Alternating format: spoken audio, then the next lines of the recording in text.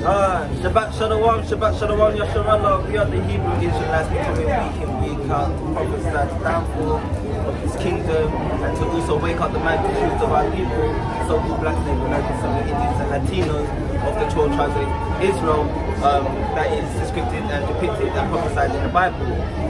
First and foremost, we're going to face these and we're going to give all praises, honor and glory unto Yahweh, Washem, Yahushai, Wahab, Yahweh being the name of the Heavenly Father, and Yahweh Shai being the name of who the world ignorantly called Jesus Christ. I want to say Shabbat Shalom to the brothers and sisters out there that are on the highways and byways that are holding the truth and truth. Shalom to the brothers that are pushing the truth the word and sincerity on the highways and byways, making their body a living sacrifice. I want to say Shalom to the children as well out there. We can't forget about our children that are diligently learning from their fathers and obviously doing their teaching, learning themselves, diligently studying the words of Yahweh, shine truth and sincerity, and holding it down in the household.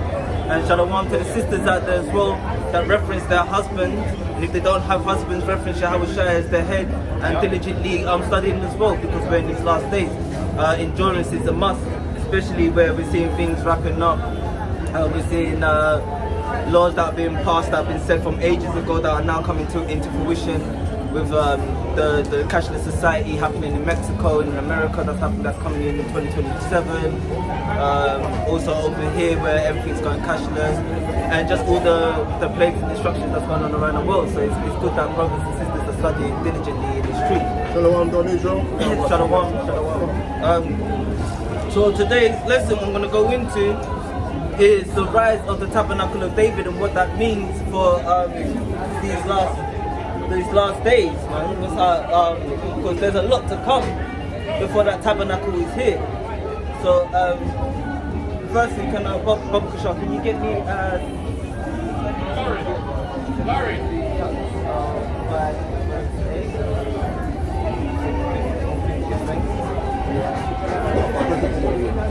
Oh, first, no, Thessalonians. One. First Thessalonians 5. First Thessalonians 5.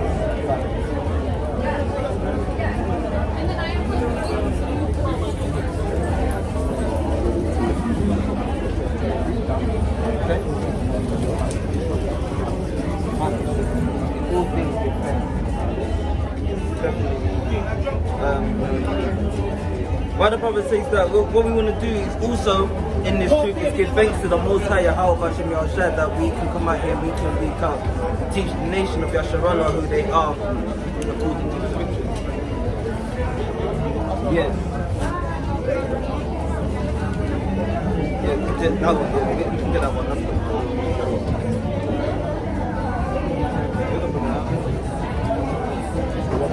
Yeah. This is First Timothy.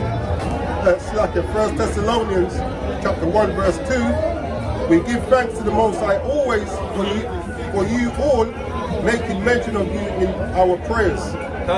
And that's what we do. We give thanks to the Most High always, because of within our prayers that we pray for our nation is waking that each time we pray and we wake up our nation, we know that it's closer to salvation. And we give thanks to the Most High that He gives us the signs and the signs and the mysteries to understand the time that we're in. Because without the signs from the Heavenly Father, we wouldn't know what time frame that we're in. And without the wisdom and knowledge and understanding of the scriptures, we would have been still in the valley of shadow of death.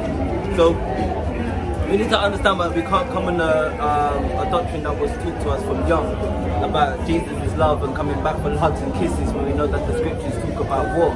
And you can't establish a kingdom without warfare. So we need to prepare ourselves spiritually, number one, and physically and mentally for when this time comes, and the Most High has given us the scriptures to do so. So what I'm going to teach today is magnify the days of old and what it's like, because as in the old is so in the new. So we need to, and there's no new thing under the sun, so we need to understand what's going to happen in these last days. So Shalom, Soraya, Shalom, Sister Adana. So can I first get the Revelation from Pastor? Revelation chapter 2 verse 26. 5. For that which ye have already, hold fast till I come. So that the knowledge that you have already, hold fast to it. Even if it's a little bit of knowledge, the Most High is only giving you the wisdom that you sustain because of whatever purpose He has for you. He might not want you to be the wisest person of all, but as long as you've got what you hold as fast and you're holding on to the law, such as the commandments in truth and sincerity, that's enough. That's what it boils down to, isn't it? Yeah, that's what it boils down to, that you're holding the laws. As long as you're holding the laws, hold on to that. You don't need to be the wisest brother, or the smartest brother, or the most skillful with the scriptures and the precepts. All you need to do is hold on to the laws, such as the commandments, until He comes. This is Sirach, chapter 19 and verse 24. It says, he that has small understanding and feareth the Most High is better than one that has much wisdom and transgresseth the law of the Most High. And that's what we see in Israel. We see certain brothers who have great wisdom, but that wisdom tends to puff them up. And with that comes pride, and the next thing you know, the Most High bring them down to a lower state. So really, we bring out the end of every lesson, you know, the conclusion of the whole matter, which boils down to faith and the keeping of the law. Can I just make a comment? Go for it. Right, so Malak said something that's really beautiful, which is the foundation of every Hebrew Israelite. Fear God and keep His commandments. That's the conclusion to the whole matter. But my act said something which is beautiful, but I just wanted to add something to it, which is, if a person has wisdom, which is listed out in Ezra, there's certain precepts and certain books that were only supposed to be given to those that had wisdom. Wisdom comes from the Most High. It's one of the gifts of the Spirit. So if the Most High gives you that gift of the Spirit and you're not utilizing it, then you fall into the parable of the 3 servants that were given money by Yahushua, and one of them hid it, and Yahushua took it and gave it to somebody else. So if the Most High gives you wisdom, you're supposed to use the wisdom. However, you're supposed to stay humble and stay obedient, because you can easily get puffed up. And I've seen it in Israel. A lot of people that are wise, they get puffed up, and then they get bogged down, and then they fall out the tree. Here's a quick precept, 2 John 1 and 6. And this is love, that we walk after His commandments. This is the commandment that, as you have heard from the beginning, you should walk in it. Yeah, and that's what it is. It's the commandments that we have from the beginning. Because like I said, there's no new thing under the sun. So what's done in the old is going to be done in the new. So when we revert back and that translation happens, it's going to be nothing but keeping the commandments. So even, read that again. Revelation chapter 2 verse 25. For that which ye have already, hold fast till I come. So even if you just have the laws, hold fast till He comes to the laws. Because that's what's going to get you salvation, is that you're keeping the law, statutes, commandment to the best of your ability, especially in His kingdom. And what you're doing, you're teaching the laws as much as you know the laws to your fellow brethren, and fellow king. Yeah? 2 Ezra 9 and 7 says, and everyone that shall be saved, and shall be able to escape by his works and by faith, whereby ye have believed. So your works is keeping the laws. Everybody thinks, your works could be precepting in the studio. That's your works. You're a musician. Yeah, you're a musician. That's your works. You teach our people through music, because that's how some of our people can understand through music. Your works could be through your dance moves. You could dance. You could, like our sisters could dance, and their works and the spirit magnifies through the dance by keeping the laws. They're doing it humbly and gracefully, and they're keeping the works. If the Most High is giving you that, and that's your way of teaching, utilize it and be humble with it. But also go into the word as well. Yeah? Continue on that one. The precept, Revelation 2 verse 25 with Revelation 3 verse 11. Behold, I come quickly. Hold that fast which thou hast, that no man take thy crown. And no man, by no man taking your crown, is that no man deceiving you. Don't let no man come and tell you a false doctrine or a false narrative or make you sway off. Because that's something that happens a lot, especially in this kingdom. There's a lot of wickedness in this kingdom that it can be, guys. It's having that spirit of discernment to understand when someone's going off, and that's where it says to hold fast to what you know, to hold fast onto the law, such as commandments, and you can see someone's folly, and you can, yeah. But you see what causes that, where you yourself ain't grounded and rooted. That's why the scripture says, study to show yourself approved to the Most High. Like, if you're studied, no matter what someone comes with, you understand the scriptures. So that shouldn't really sway you. Because, you know, I say this is like, sometimes you see people debating. You could be telling the truth, but because you're not good at explaining what you're trying to portray, but the other person is, they seem like they're right. Yeah. But you yourself have to be grounded and firm in what you're saying, so that you're not persuaded by someone's smooth words. You know what I'm saying? Yeah, and the precept. So, could you read what you heard?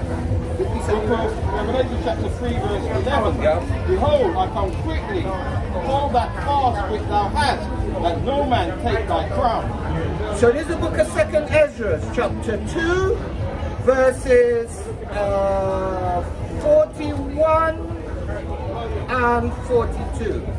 Verse 41. The number of thy children whom thou longest for is fulfilled.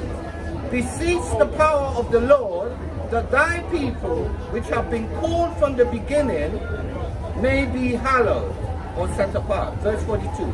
I, Esdras, saw upon the Mount Zion a great people whom I could not number, and they all praised the Lord Yahweh with songs, and in the midst of them there was a young man of high stature, taller than all the rest, and upon every one of their heads he set crowns, and I was more exalted, which I marveled at greatly. And that there is what we're going into. Yeah. Because of that person that was set in high stature is Yahweh Shai. So Ezra saw Yahweh Shai, and he saw the tabernacle of David that's gonna be risen up. Yeah. And where it is that we need to understand that how did those multitudes get those crowns? By keeping the laws, and that goes into enjoyment. So keep reading Revelation 2. Revelation 2 verse 26. And he that overcometh and keepeth my works unto the end, to him will I give power over the nations. Keep reading. And he shall rule them with a rod of iron, as the vessels of a potter shall they be broken to shivers, even as I received of my Father. So it's correlation to say that it's the translations of nations is going to change, but we need to understand who that translation of nations is going to go to. Trading places. It's trading places. Because remember, who was one of the greatest king of all in Israel was David, because he's a mighty warrior. So we need to understand why Yahweh Shai is seen in 2nd Ezra as that great man of stature, because he comes from the root of David. He comes from the root of Jesse, and he's going to be that head of that household or that tabernacle of David. Yeah. So what I wanted to add is David in Paleo Hebrew, which is Dawada, it means beloved. It also means iron kettle. It means beloved. So the beloved is Yahweh Shai. So the King David was beloved as well. That's why he was able to unify. But he had to fight more or less every step of the way. Right? And understanding, if you understand the Paleo and you can read the Paleo Hebrew, and you understand the characters, Da in the Paleo it means door, it means open, means the opening. When you open, you enter something, or you exit something. So in that translation, we exit one kingdom to enter into a new kingdom. And that's what Yahweh Shai is coming to do. He's coming to wipe away this kingdom to open a new kingdom. You know? So we need to connecting one kingdom. Yeah, enough. And exactly the why. Door and door to connect, open the door. So one what's the saying? When one door closes, the other one opens. And what did Yahweh Shai say? He is the door. Exactly. So and that's why we need to understand what it means about the tabernacle of David, and why the Most High said He's going to rise the tabernacle of David again. And you know what? To be honest, that tabernacle, even though it was initially started off by David, that's referring to Yahweh Shai. Here it is. This is Ezekiel 37 and 21. And they shall and say unto them, Thus saith Yahweh power, Behold, I will take the children of Israel from among the heathen wherever they be gone, No. and will gather them on every side and bring them into their own land. And I will make them one nation in the land upon the mountains of Israel. Because when you read up above, it reads about the two kingdoms coming together as one. Yeah, that's them raising up. And one king shall be king to them all, which is going to be Yahushua. And they shall be no more two nations, neither shall they be divided into two kingdoms anymore at all. Neither shall they defile themselves anymore with their idols, nor with their detestable things, nor with any of their transgressions.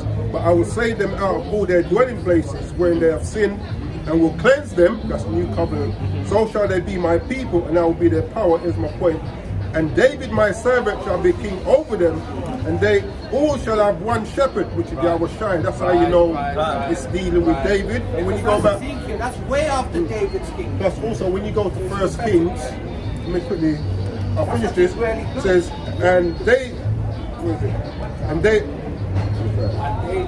and David my servant shall be king over them, and they shall all have one shepherd, which is Yahushua. They shall also walk in my judgments and observe my statutes and do them. So just to prove that David is dealing with Yahushua and not actual David.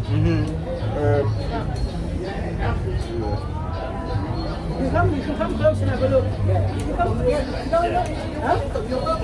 Yeah, so this is 1 Kings. Oh, yeah, have a look. 1 Kings 12, and this is when the kingdom split, and they were saying, well, you know what, we're going to go with, I think Rehoboam wanted to put them under the thumb.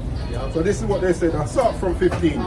Wherefore the king hearkened not unto the people, for the cause was from Yahweh, that he might perform his saying, which Yahweh spake by Ahijah the Shilonite unto Jeroboam and the son of Nebat. So when all Israel saw that the king hearkened not unto them, the people answered the king, saying, what portion have we in David? Neither have we inheritance in the son of Jesse. To your tents, O Israel, now see to thine own house, David. He was speaking to Rehoboam. So Israel departed unto their tents. So when we read about David, yeah, that speaks about someone from the house of David. Yeah, how would I that one shepherd? You know the first precept we read in that's gonna make you want to break that tonight. You know the first precept we read in Ezekiel, right? Does it say David or does it say King David? It says David. It doesn't say King David because David in Hebrew is beloved. So if it doesn't say Malak Dawada, if it just says Dawada, it's definitely beloved. It says that David. Translate. But it says, and David my servant shall be king over them. But how you know it's not David? It says, and they shall all have one shepherd. Who's the shepherd? Yahushua.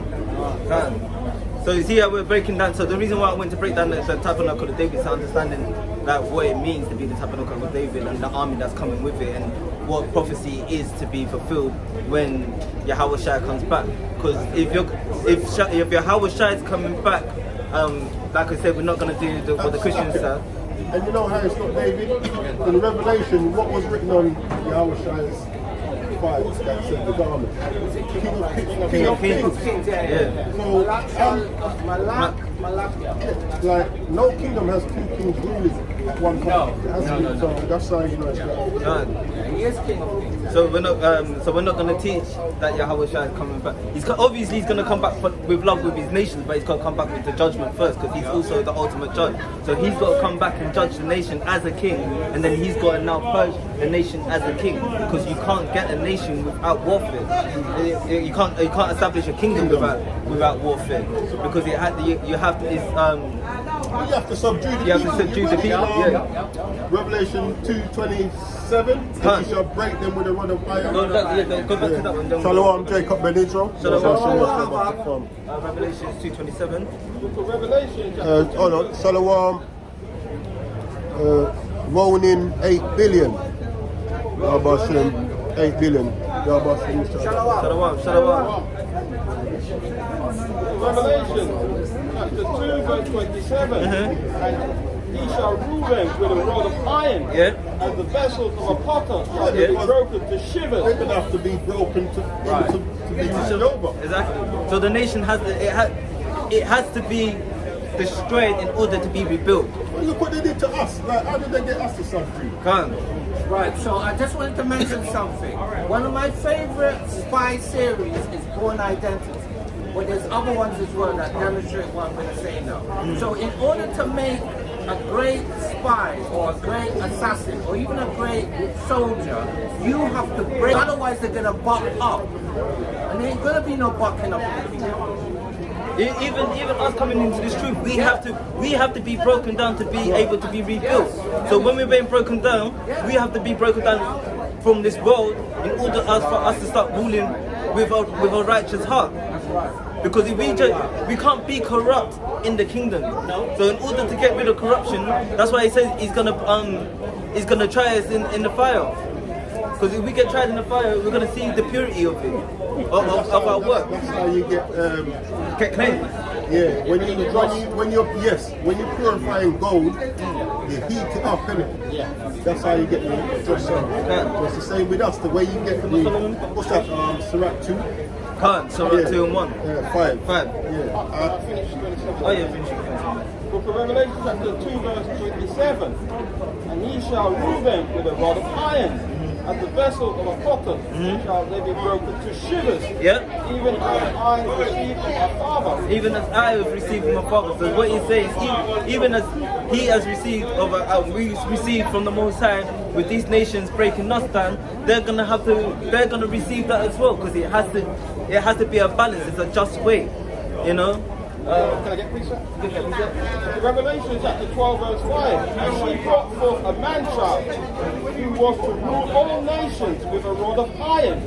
And her child was brought up under power unto his throne. And that's who it is. And that man-child is Yahweh Shai. Because Yahweh Shai is the one that came to teach us wisdom. He didn't teach us Christianity. He taught us the word from the beginning.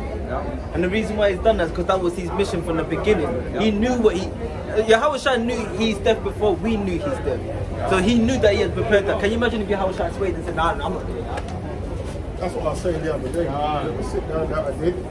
Like, imagine he said, what is it? I think it was Romans. Let me give you some stuff. Can you imagine if he sat down and said, no, we're not dying for these people, they're ungrateful. Right, so basically, That ignorance would then carry through and still be among us now. And what kingdom should we have? basically, if Yahweh shall renege on his mission, what that would mean, I could just about to say, was that we would be 100% condemned. Why? Because in 70 AD, which Christ did predict, the temple is destroyed, so there's no sacrifice for sin. So we would be condemned. That's it. There's no chance. This is Romans 5 No grace. None. and 7. For scarcely for a righteous man will one die. So for someone that's righteous, scarcely someone would die for them. Yet peradventure for a good man some would even dare to die. But the Most High commendeth his love towards us, in that while we were yet sinners, the Mashiach died for us. Exactly. So that's love in itself. That's love in itself. You know, and then we meant to walk in that way.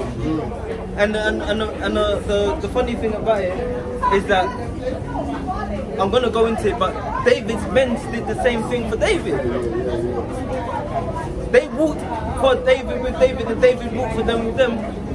And I'll go into the I'm gonna get the precept, but I'm not gonna go into it deeply. But I'll paraphrase it. I'll paraphrase what it actually means and break it down when I get to it. So get me Wisdom of Solomon chapter 3, So this is the book of Wisdom of Solomon, chapter 3, verses 1 to 7. Verse 1. But the souls of the righteous are in the hand of God, Yahweh power. Self-explanatory. Go on. And there shall no torment touch them. So no torment means if you keep. That's why it says in Revelations, hold fast to that you have. Because if you're holding fast to the law, the Most High is gonna. He will cover you. These angels, he said, what's he saying in Psalms, that the angels are encamping around them that fear the Most High. So when it comes in times of trouble, the Most High can make you invisible to those people. Like we're invisible now. Yes. Have you seen that? Exactly that. You know what's funny you say that? It's true that when people walk past, they don't even see They us. don't see us. They don't see us. But guess what? If we were Christians singing and dancing, That would saying see Jesus everything. loves you, they'd see you there. Exactly that. It's like also in the films, like the zombie films. See World War Z, when he takes the virus, and Oh the yeah, zombies they walk right past it. it. It's because they're giving them. Yeah, World War Z. Yeah, World War Z. Yeah, because it gives them that cloak. You know, but our cloak ain't that. Our cloak is keeping the law, statutes, and commandments. So, and you know, it's funny, like, because a lot of people, they was like to quote Psalms 91, he that dwelleth in the secret place of the Most High. So, like, yeah, but they don't know where the secret place is. They've been just doing what they're doing and saying, I trust in the Most High.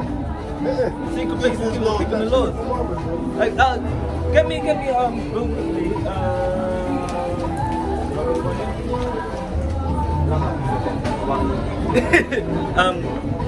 Keep reading, kid. Yeah, continue. Verse 2.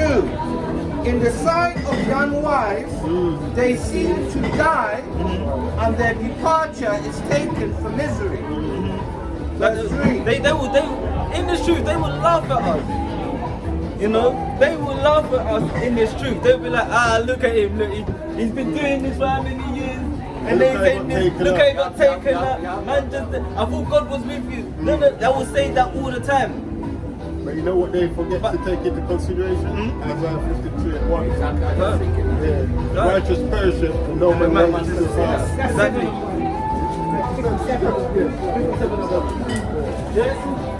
Verse 3. And they go in from us to be utter destruction, but they are in peace. So our going is of the Lord. They think, he got destroyed, but we went in peace. If we perished in this truth and we died for righteousness, we know on the other side what the Most High is going to say to us. So that's why it says enjoy, hold fast, because of what you want to do is die for the truth, to be a part of that tabernacle when Yahushua comes back, because you brings it out every Sabbath. It's a fearful thing to fall into the hands of the living power. So if you don't want to fall into the hands of God, I'd rather be on the right hand side with a Mashiach Yahushua. What's that saying? They say there's 6 million ways to die, choose one. Yeah. But there's only 2. In the truth or And out of the truth. Exactly. Right. Verse 4. For though they be punished in the sight of men, yet is their hope full of immortality. So don't we get persecuted for this truth, and we're gonna get persecuted. Chapter 3, verse 3. Yeah. That even though we're gonna get punished, we're gonna get persecuted in this truth. We're seeking immortality. We have hope in immortality. Get me. Second Ezra chapter 16, verse 70. I believe. Yes. 16 and 17. 70. Second Ezra chapter 16, verse 70. Says, for there shall be in every city and in every for there shall be in every place and in the next cities a great insurrection upon those that fear the Lord. They shall be like madmen, sparing none, but still spoiling and destroying those that fear the Lord. For they shall waste and take away their goods and cast them out of their houses. Then shall they be known for my chosen, and they shall be tried as the gold in the fire. Hear, O ye my beloved, saith Yahweh. Behold, the days of trouble are at hand, but I will deliver you from the same. I'll do what? I will deliver you from the same. That's the endurance. They're gonna come, and that's the persecution that's gonna come upon us before that tabernacle comes. So be not afraid, neither doubt, for the Most High is your guide. Is what? The Most High is your guide. So he's our guide. So if we're holding on to this, he has a blessing. So hold fast to what I know is. And the guide of them who keep my commandments and precepts, saith Yahweh. Let not your sins weigh you down, and let not your iniquities lift up themselves. Exactly. So that's the secret of it. So that's the secret place is keeping the law, statutes, and commandments. So that we're gonna get persecuted for this in the truth. Just want to say, when he said as well, let not your sins weigh you down, meaning that even though you may...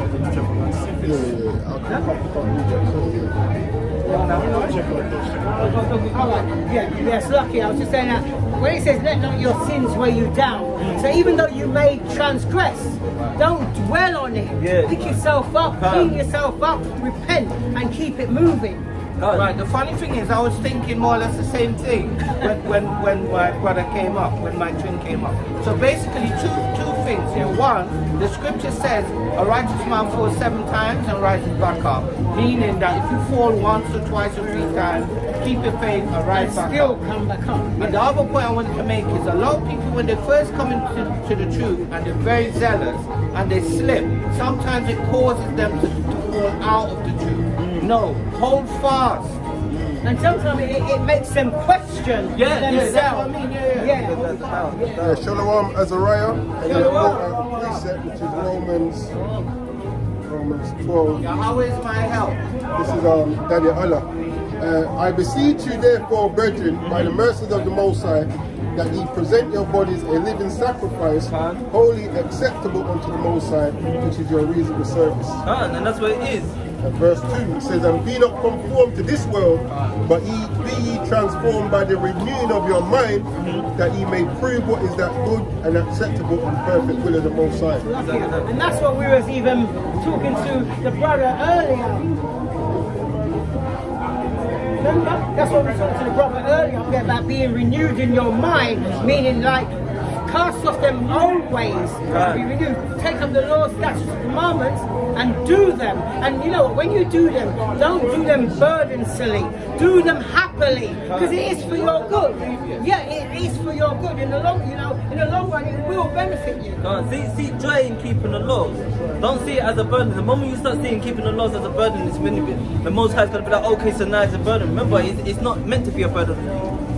If it's weighing you down, then you're doing something wrong. It means you're not fully committed. If you see joy within keeping the laws, that's more beautiful. So what other than Allah for the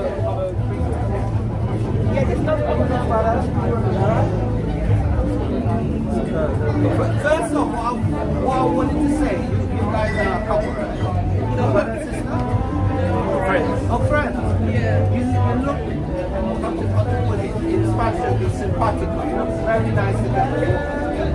I thought so as well. Our people walking together in unity. Alright, God. Do you have a question? Like, don't you want, do you want to know what's going on here, what we're doing? Believe in the Bible?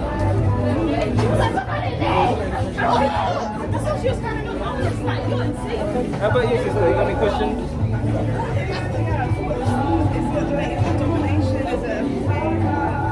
So what it is we teach our people the Bible like as it is. So the truth of the Bible. So in the Bible, the Most High God deals with nations of people. There's 18 nations mentioned in the Bible. What nation would you be in that Bible? Do you know? You don't know.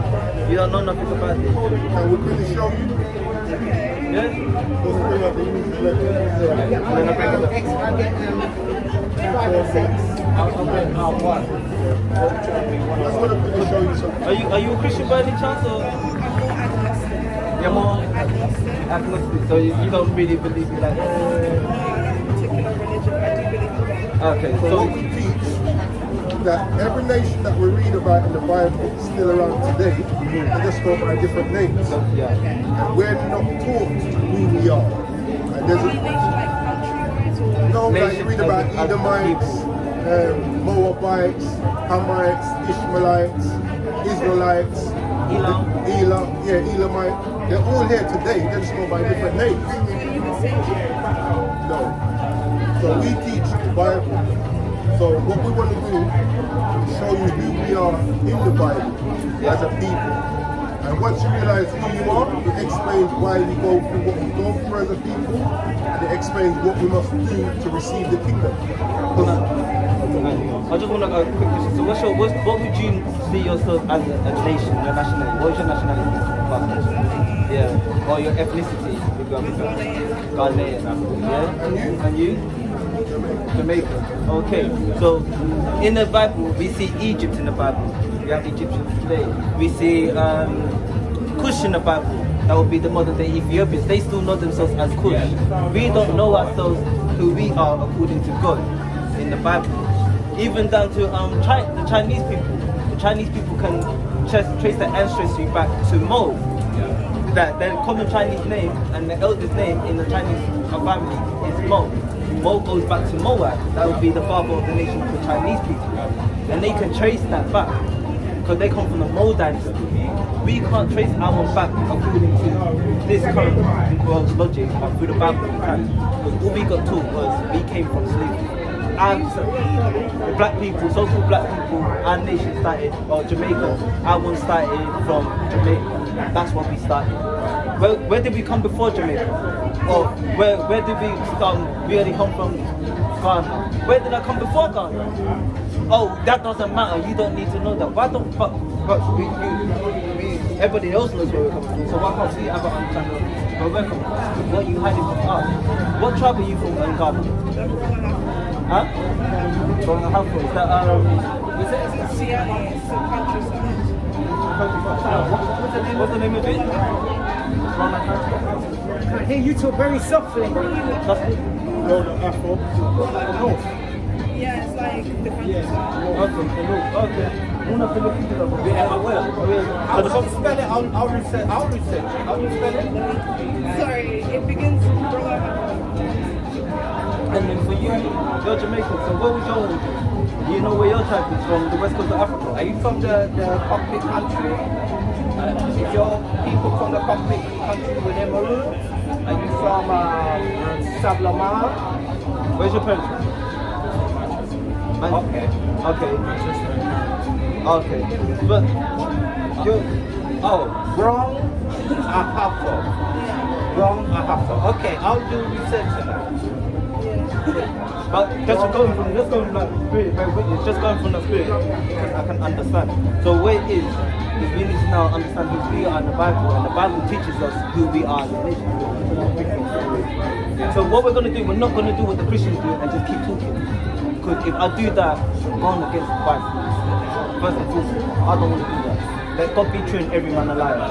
So do you know the accounts of the Israelites being led out of Egypt? Like they were slaves under the Egyptians, the Most High used Moses to deliver them. So when they're in the wilderness, they went into a covenant. There's two parts to the covenant. First part, keep his commandments, be above everyone. So break them and have curses come upon you. So, This is Deuteronomy chapter 5 and verse 6, and it reads, I am the Lord thy God, which brought thee out of the land of Egypt, from the house of bondage. So Egypt means bondage in the Bible. What's another word for bondage? Slavery. So because remember in Egypt they were slaves. So it's calling Egypt the house of bondage, the house of slavery. Yeah? Go to the next one. Right, so I've got Deuteronomy 101. Yeah. So this is gonna explain who the whole book of Deuteronomy is 2 and 4. Okay, so this is the beginning of the chapter. It's like writing a letter. Yeah. So this is the letter. In the book of Deuteronomy, chapter 1 and verse 1. These be the words which Moses spake unto all Israel on this side Jordan in the wilderness. Okay, so in this we need Israel. It's not talking about the Israeli. Yeah? Or it's not talking about that country Israel. Israel is a nation of people. Jacob's name got changed to Israel. Jacob wrestled with an angel in Genesis. Yeah? When he wrestled with the angel said to him, what's your name? He said, my name's Jacob. And the angel said, your name's no more going to be Jacob, it'll be Israel. For with God, the power to get down, the power to live. So Israel means Prince of Power, or he that powers with God. So in the Hebrew it will be Yasha Allah. Yeah? Yasha Allah. Yasha means Prince, Allah means power. So when you hear the Muslims say Allah, Allah, what they're saying is power, power. With us, we have a deeper holding to that. Because that's our tongue. Yasha means we're princes and princesses. Allah means power, princes of power. Why do you think we're good at all the sports? Why do you think we're good at all the music? Why do you think that this society, when COVID happened and we weren't shopping, what happened to the economy? Dropped, plunged, why? We weren't buying, we weren't making, we weren't doing everything to sustain their society. If we stopped working, this whole system crashes. Because we are the princes of power. We have that blessing. No other nation can do what we do. Because they like to take from us. That's why it's we're the prince of power. That's why he gave us that name. So when he says this is Israel, it's because we're chosen to govern as well. It was given to us. But we had a covenant the whole time. Keep our covenant, you get the blessing.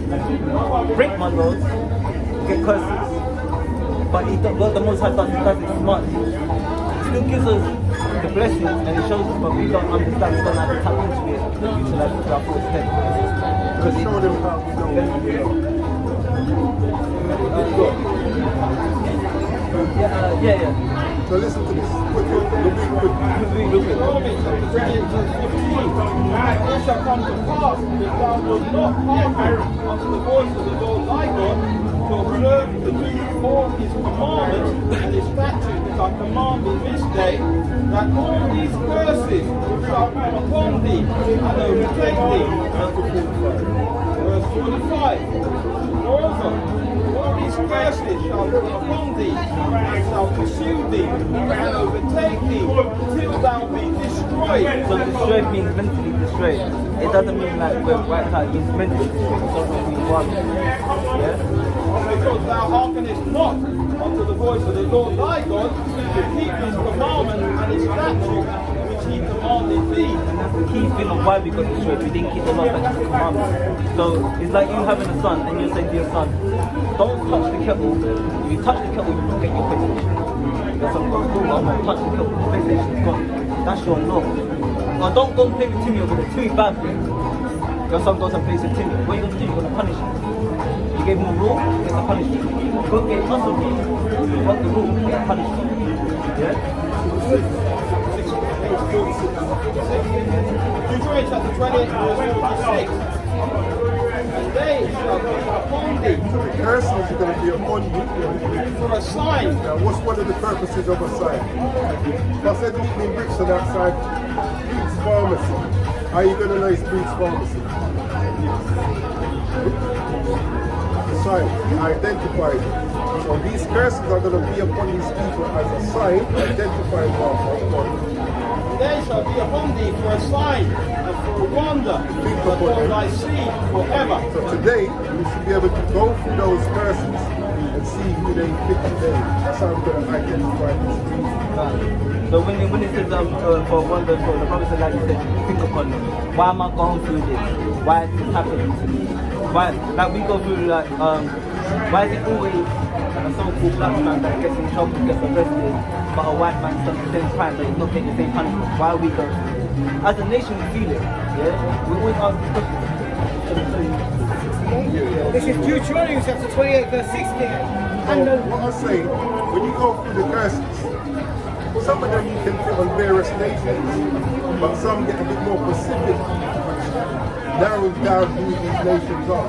So we're going to go through some of the more specific ones. Read that. This is Deuteronomy 28 I'm going to verse read this 68. and then because you know. And the Lord shall bring thee into Egypt again Hold on, so you're going to bring it back into slavery again.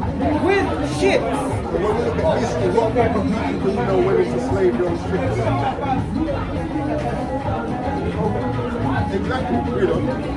By the way wherever I spake unto thee, thou shalt see it no more again. Hold on, that's what you're saying. So, And there you have the ships. ye shall be sold. Well, we go off the ships where we sold. Where we sold to the Bible says. And there ye shall be sold unto your enemies. Your friends. Unto your enemies. For bondman Slave man. and bondwoman. And no man shall buy you. Word by redeemed. There's only one redeemer, which is Christ. So knowing that, does that fit your history? That's just one. But did your people go into slavery on ships? Yeah. So if this is speaking to the Israelites, but when you read it and look at your history, it shows that it happened to your people. Who would that make you in the Bible? Descendants from who? Exactly. So if you're going through what you're going through for breaking the law, how would you rectify that?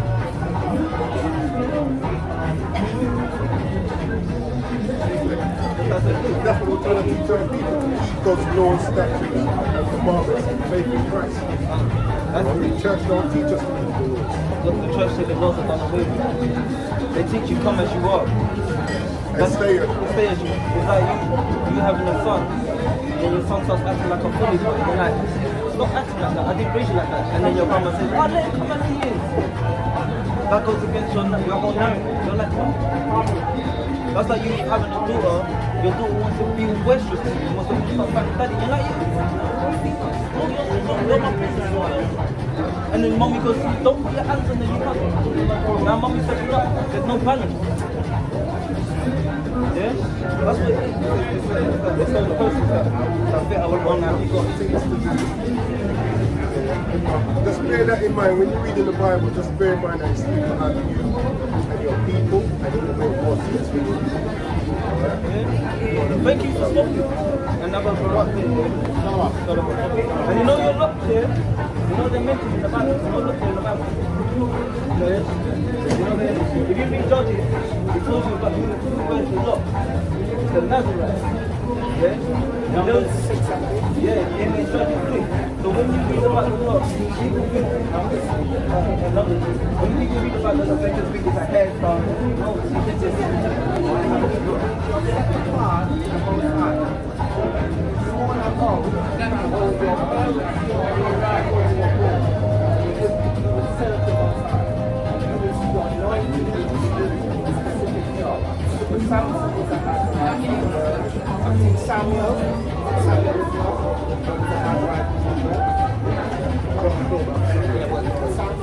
so basically, because his mother was violent, he said, you give me a child, I will give it back to you.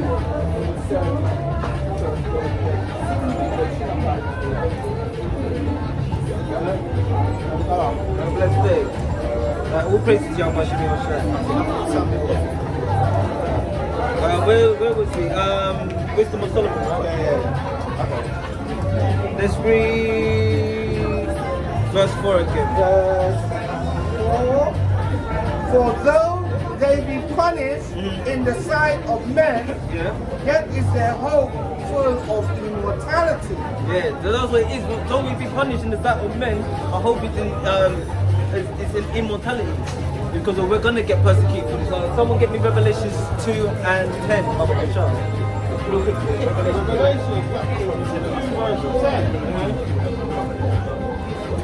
Fear none of those things which thou shalt suffer. Behold, the devil shall cast some of you into prison, that you may be tried, and you shall have tribulation 10 days. 10 is the number of completion. We don't know how many days. It could be 1 day, it could be 2 days, it could be 100 years. Period of time, that's what it is. So, but if you're keeping that endurance, that's the punishment that's gonna come by keeping this true. You know, if you read, the reason why they took out the books like the book of Maccabees, 1st and 2nd Maccabees, is because it shows you mighty brothers and sisters that were in the truth, that were holding the unfaith into death. You know, so that's why we have to go give them honor as well. So big up the sister in Maccabees that taught her son well. And big up to the sons that held faith in Amashiach Yahushua and bit out their tongue. Keep reading. Be thou faithful unto death. Be what? Be thou faithful unto death. You have to be willing to die for the truth, because Amashiach died for the truth. If we're going to say we're servants of him and we follow him and we want to be like him, we have to also strive for the truth. Strive for the truth unto death. We have to follow his examples, because by him doing that, he's got a mighty name now.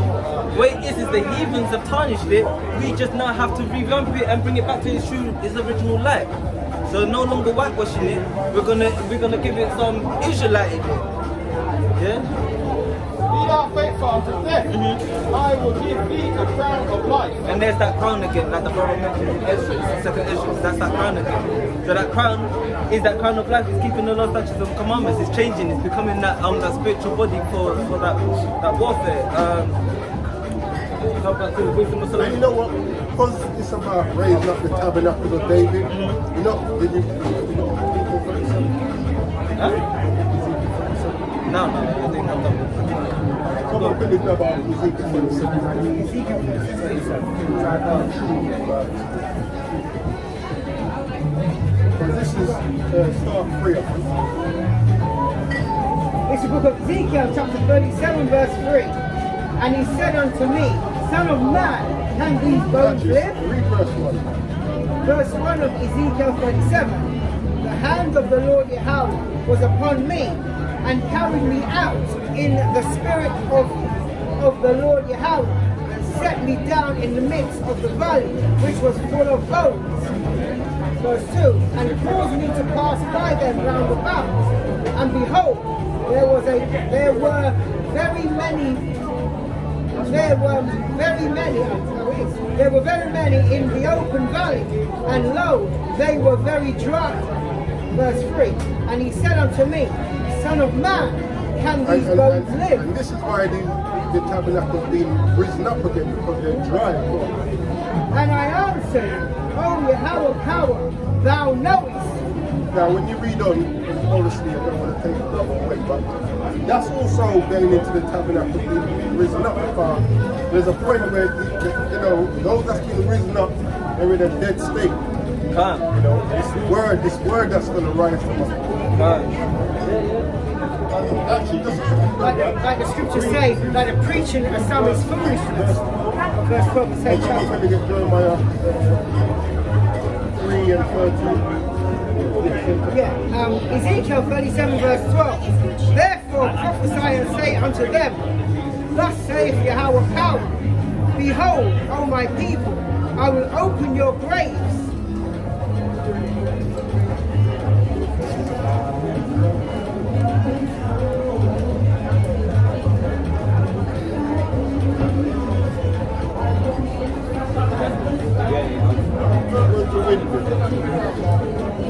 Oh, 9. Read 8 and 9. 7. Ezekiel 7 verse 7. So I prophesied as I was commanded, and as I prophesied there was a noise. But what is it that's actually raising the tabernacle up? It's the word of the Most High. There was. It says, faith come by hearing by what? The word of the Most High. There was a noise, and behold, a shaking, and the bones came together, bone to his bone. The tabernacle has been risen up. Verse 8, and when I beheld, lo, the sinews and the flesh came up upon them, and the skin covered them above, and there was no breath in them. Verse 9, then said he unto me. So that also goes back when you read about creation. Adam 27, God made man from the dust of the ground, breathed into him the breath of life. And then said he unto me, prophesy unto the wind, prophesy, son of man, and say, to the wind, thus saith Yahweh power, come from the four winds, O breath, and breathe upon these slain, that they may live. Jeremiah chapter 3 verse 13. Only acknowledge thy iniquity.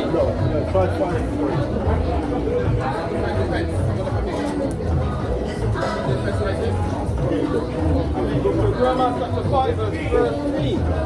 And the prophet shall become wind, and the word is not in them. That's why they're dry bones, because the word is not in them. And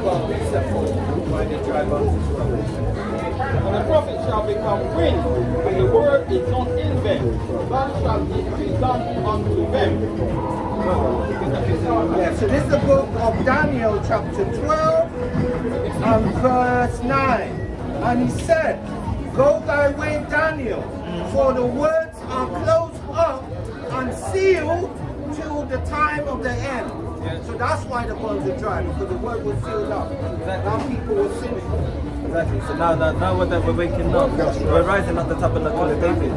So like the brother beautifully explained, is the rising at the tabernacle of David is happening because of the word is now going out. And now people start to wake up and understand who they are. But you can't just say, what is the it says make yourself not of that number, because you don't know. So that's why it tells you to endure. And you know what's funny? You have people that will call us false prophet, but then they're not out there giving the truth. Exactly that. That's why you saw with the brothers and sisters, I said, I'm going to let the Bible do the teaching, because may God be true and every man a liar. So I'd rather the wisdom comes from the book than come from me. You know? And it's spiritual as well because we understand like spiritual songs that we used to sing in slavery, like Swing Low, Sweet Chariot. I think you've done something like that. Sing those. Yeah. By the rivers of Babylon, Swing Low, Sweet Chariot. Oh, when the saints go marching in, we were singing those songs. Got the whole world in his hand. Got the whole world in his hand. Those spiritual connections that we had is from our ancestors. It's funny that we're not the people, but yet still we're the ones that's singing the songs in the scriptures, and those that's meant to be the people are not singing the no song. one knows what they're singing, but it's not the song. Right, so this is the book of Wisdom of Solomon, chapter 3, verse 5. And having been a little chastised, they shall be greatly rewarded. For Yahweh approved them and found them worthy for himself. Verse 6. As gold in the furnace have he tried them and received them as a burnt offering. So like the prophet brought out in the precept, that the prophet Daniel Allah brought out in the precepts, making your body a living sacrifice. That's the offering. That was Daniel Allah.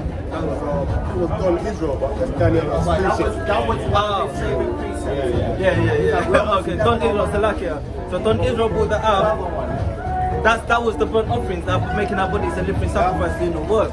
But we're doing it without blemish. For the most part, we're trying to do it without blemish. Right, because to be a living sacrifice, you have to be acceptable. Yeah. You cannot have any blemish. Verse 7. And in the time of their visitation, they shall shine and run to and fro like sparks among the stubble. That alludes to the last verse in Obadiah, or one of the last verses in Obadiah. Verse 8. They shall judge the nations and have dominion over the people. And then that's what was in Revelations as well. It will give you dominion over the nations, ruling with a rod of iron. Psalms 28. Yeah. So this is now where you start seeing the spiritual powers of the Most High King. Even though right now we have I would say like 1%. If I say if you're teaching the word, it's like 1% of having spiritual power, which is the fruits of the spirit. Yeah. It's a gift that every brother in the truth or sister in the truth has. Yeah. You know what? You can't really, because even though the brother says 1%, it's a good percentage because with the word, it speaks about heal the sick, raise the dead. That's what we're doing today with the word. Yeah, but we're doing it spiritually. So we're raising those who are sick spiritually, those who are dead spiritually. And let me expand that. The reason why I did say, like the brother said, the reason why I did say 1% is because of we are the 1% that are actually teaching the truth. The 1% that of all the brothers and sisters out there that's teaching the truth. And it's a mighty 1%. Actually, I'll answer 33.3%. That's the 1/3 in it. And verse 8, they shall judge the nations and have dominion over the people, and their Lord shall reign forever. Verse 9, they that put their trust in him shall understand the truth. Going back to the secret place. Yeah, shall understand the truth. Yeah, that's cool. Going back to the secret place, knowing that the truth is Yahweh Shai, because he's the truth in the way. And such as be faithful in love, which is the Lord's statutes and commandments, shall abide with him, for grace and mercy is to his saints, and he have care for his elect. So quickly cut in. Don Israel to put 1 John 5:3, for this is the love of the Most High, that we keep his commandments, and his commandments are not grievous. So exactly that, yeah. So when his commandments are not grievous, it's not hard to. It shouldn't be. Going back to what you're saying, what was you should be keeping the laws begrudgingly, or So that's what I'm saying. It shouldn't feel like a burden. It shouldn't feel like a burden to keep the laws. You know, and he does that for his elect's sake. So if you want to be like that elect, or like the elect, we know already is the 144,000 and the 1/3. Huh? And the 1/3. That I was going to say that, and also the 1/3. So if you want to be a part of that elect, you have to keep the law, statutes, and commandments to the best of your ability in this time. You know. Now I pray that me and my brothers could be a part of that tabernacle and get our own back. But no, it is. We want to do it with humility of the rule of the Most High, not for our own self-gain. We want to do it for our people and our nation because the Messiah did it for our people and our nation. Going back to when we read man was scarcely dying for the righteous. Yeah. But we're trying to put our bodies as a living sacrifice for ourselves. And we don't want to do it to seek our own vain glory, like brothers that we've seen in Maccabee. We're not trying to do it to get a name for ourselves. I wanna get a name. It happens today as well. You don't have to go back that far. Yeah. Like, what? I'm older than you. Within the past year, we've seen that happen. Yeah, exactly. And the beautiful thing about also coming out in our Bible is obviously that, like what the brother touched on, is also important that we do it from the spirit of how often it's like, and we do it in the spirit of wanting to do so. At the same time, knowing that we're in this flesh, there's going to be many a time where we're not going to full at doing it. But having a soldier's mindset is important because we understand we've got to do this for the greater good. We do it for the nation, wake the people up in order to obtain everlasting life. So yeah, you come out here oftentimes we feel like it, or even when we don't feel like it, sometimes we know how the flesh works.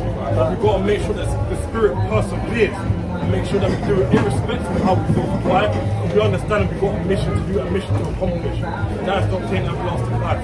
Let's tie it right back to the piece that I'm holding. I was going to say, that's a good thing to have like-minded people around you, because especially like we all come out on the Sabbath. If you don't feel like coming out, you're going to do it anyway. You know what I'm saying? Because, that encourages you to do it. So, That's the thing, because if you are like, should we say, individual, right? If you don't feel like coming out, you won't come out. there's no one that's going to make No one's going to make you feel. No. And you ain't held to a body kind of like, Oh, where are you? Yeah.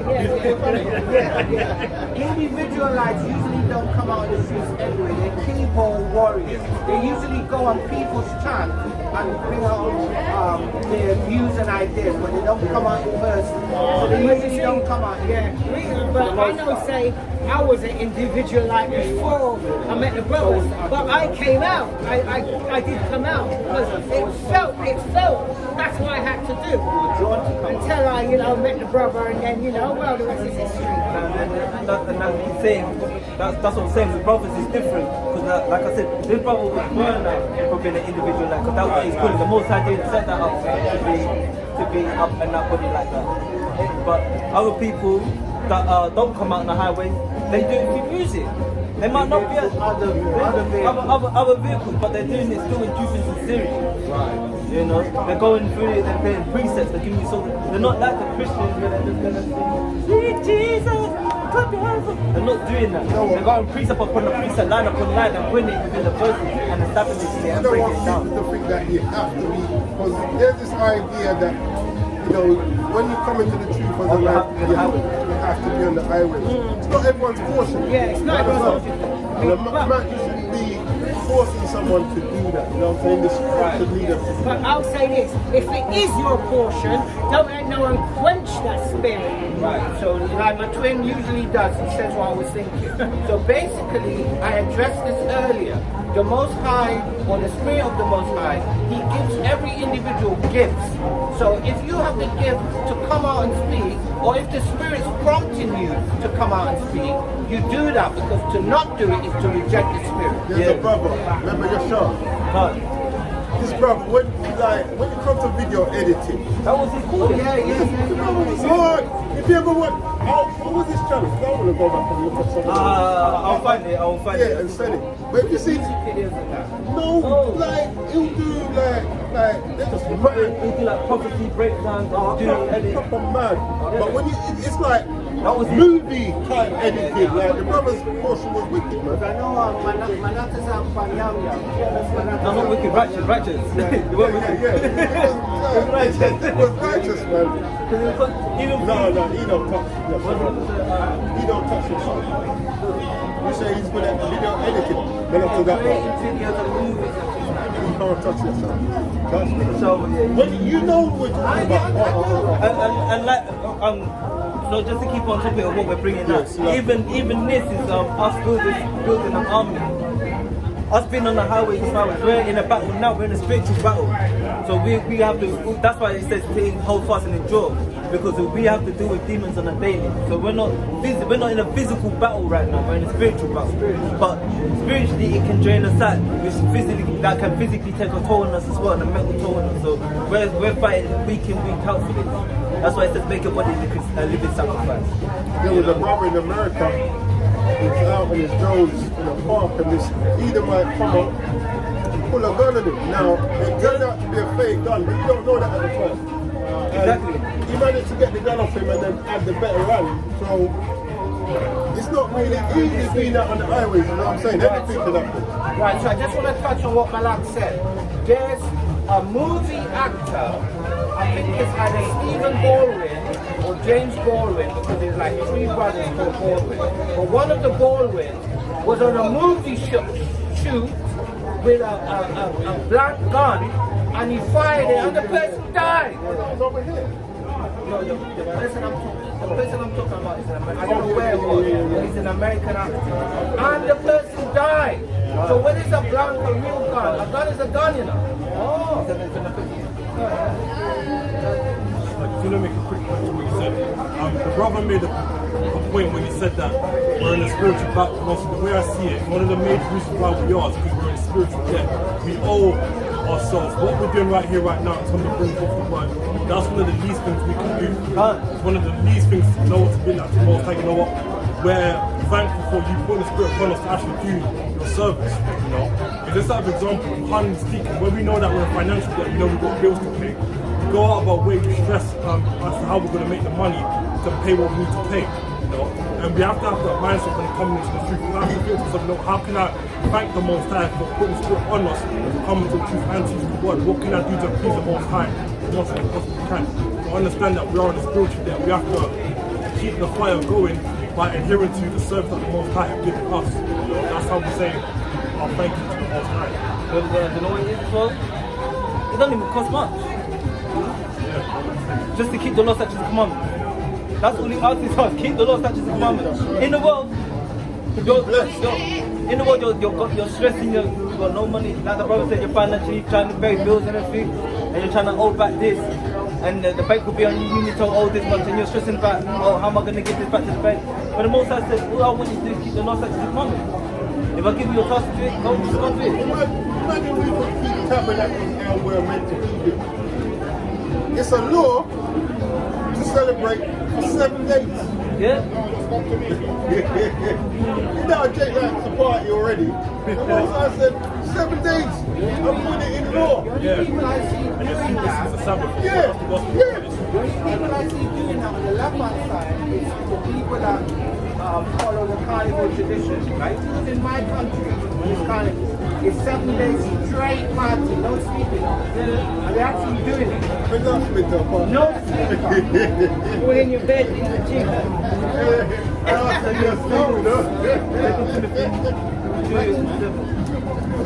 This is the book of 2 Timothy, chapter 2, verse 7, and it reads, "Consider what I say, and the Lord Yahweh give thee understanding in all things."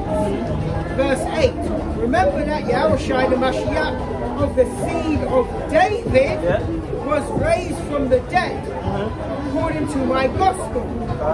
Verse 9, "Wherein I suffer trouble as an evildoer, even unto bonds. But the word of God is not bond." Verse 10, "Therefore I endure all things for the elect's sake." Even Timothy had to endure. He was in bondage himself. Because after Mashiach, people were going off. So he had to now go, because remember, we was in the Roman captivity in that time, so we were still in bondage. Even though we had like little liberties here and there, we weren't keeping feast days how we should be keeping feast days.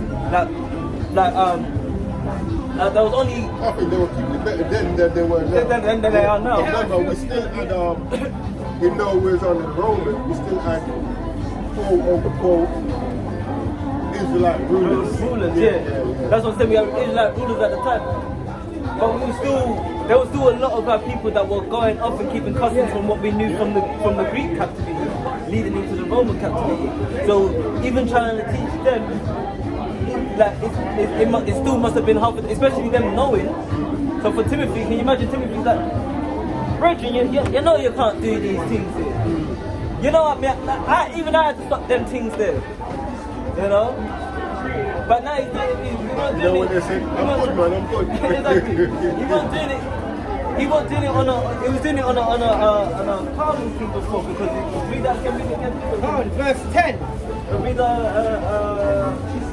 verse 9. Verse 9 of 2 Timothy chapter 2.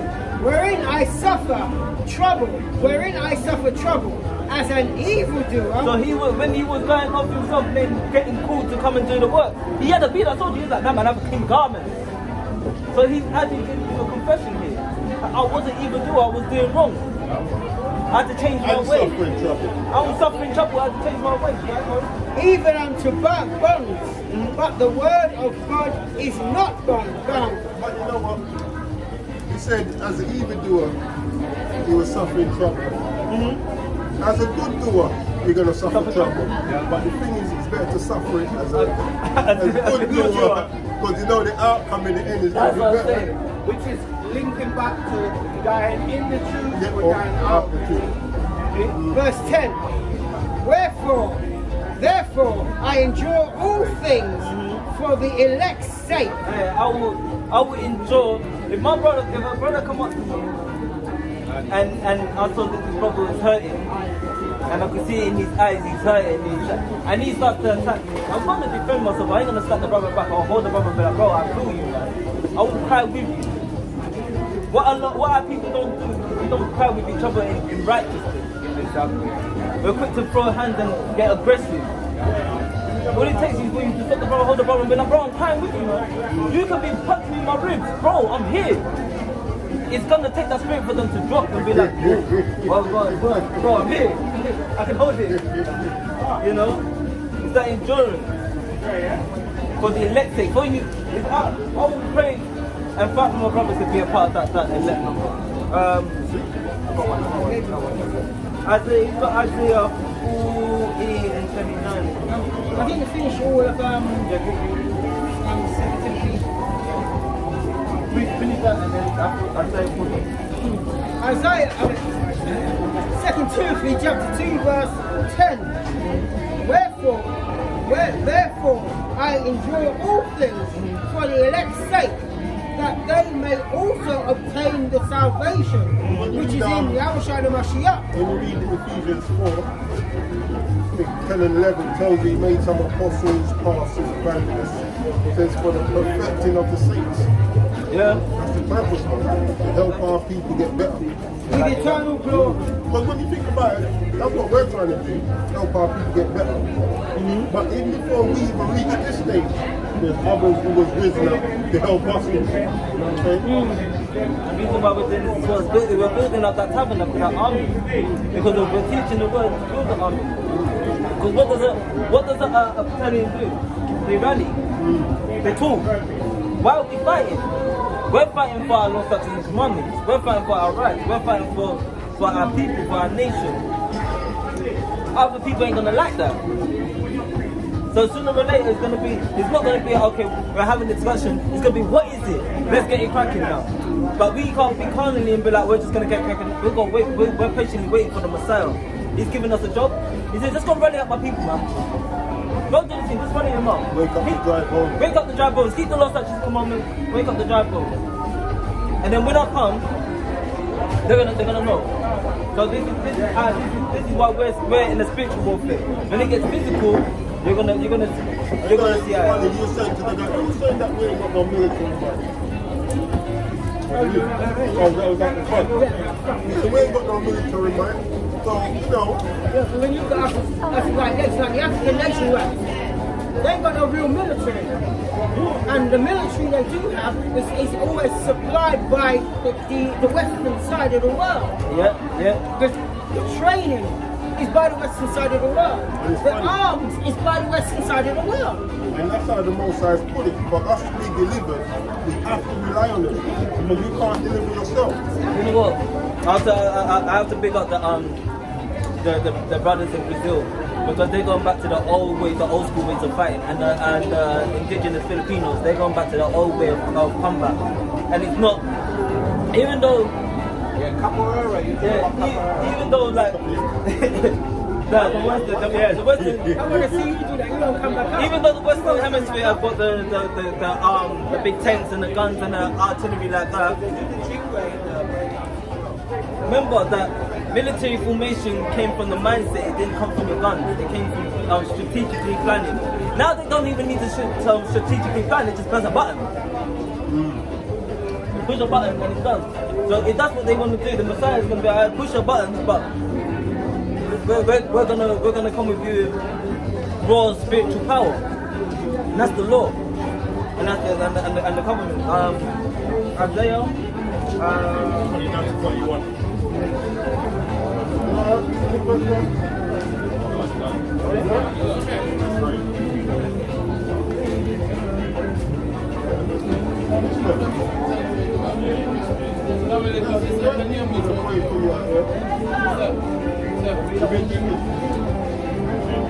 About Isaiah chapter 40 verse 29, giving power to the faint, and to them giving power to the faint, and to them that have no might, the increase in strength.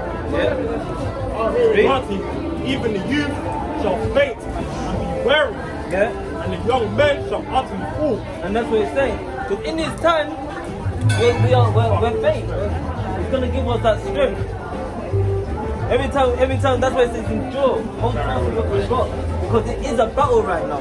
And it does get tiring. Something like the Bible was saying, sometimes we don't even want to come out on the Sabbath day, but we have a mission, we have a job to do. And when I come out, it's like the more time I put me around my brothers, and my brothers rejuvenate me. Now I'm ready to go. I'm like, yeah. It's that spiritual power that I get from my brothers. Being understanding in one step, one mind. Yeah? In one mindset. So when I'm weary, I know I've got a battalion behind me that's gonna round me up. Brother, got you, man. I'm crossing that line, but you're crossing that line. Cool. But I need you to put in some work too. Alright, cool. Verse 31. But they that wait upon the Adonai Yahweh shall renew their strength. They shall mount up with wings as eagles. Hey, we're gonna be mighty. Let me real quickly. Wisdom of Solomon chapter 5. Start from This is the book of Wisdom of Solomon, chapter 5 and verse 1. And it reads, Then shall a righteous man stand in great boldness before the face of such as have afflicted him and made no account of his labor. So it'd be like how they were when Goliath was about. They're gonna look at us like, oh, they shoot down. And then when What they it's saying is up, you don't. one moment. Yeah? Be humble.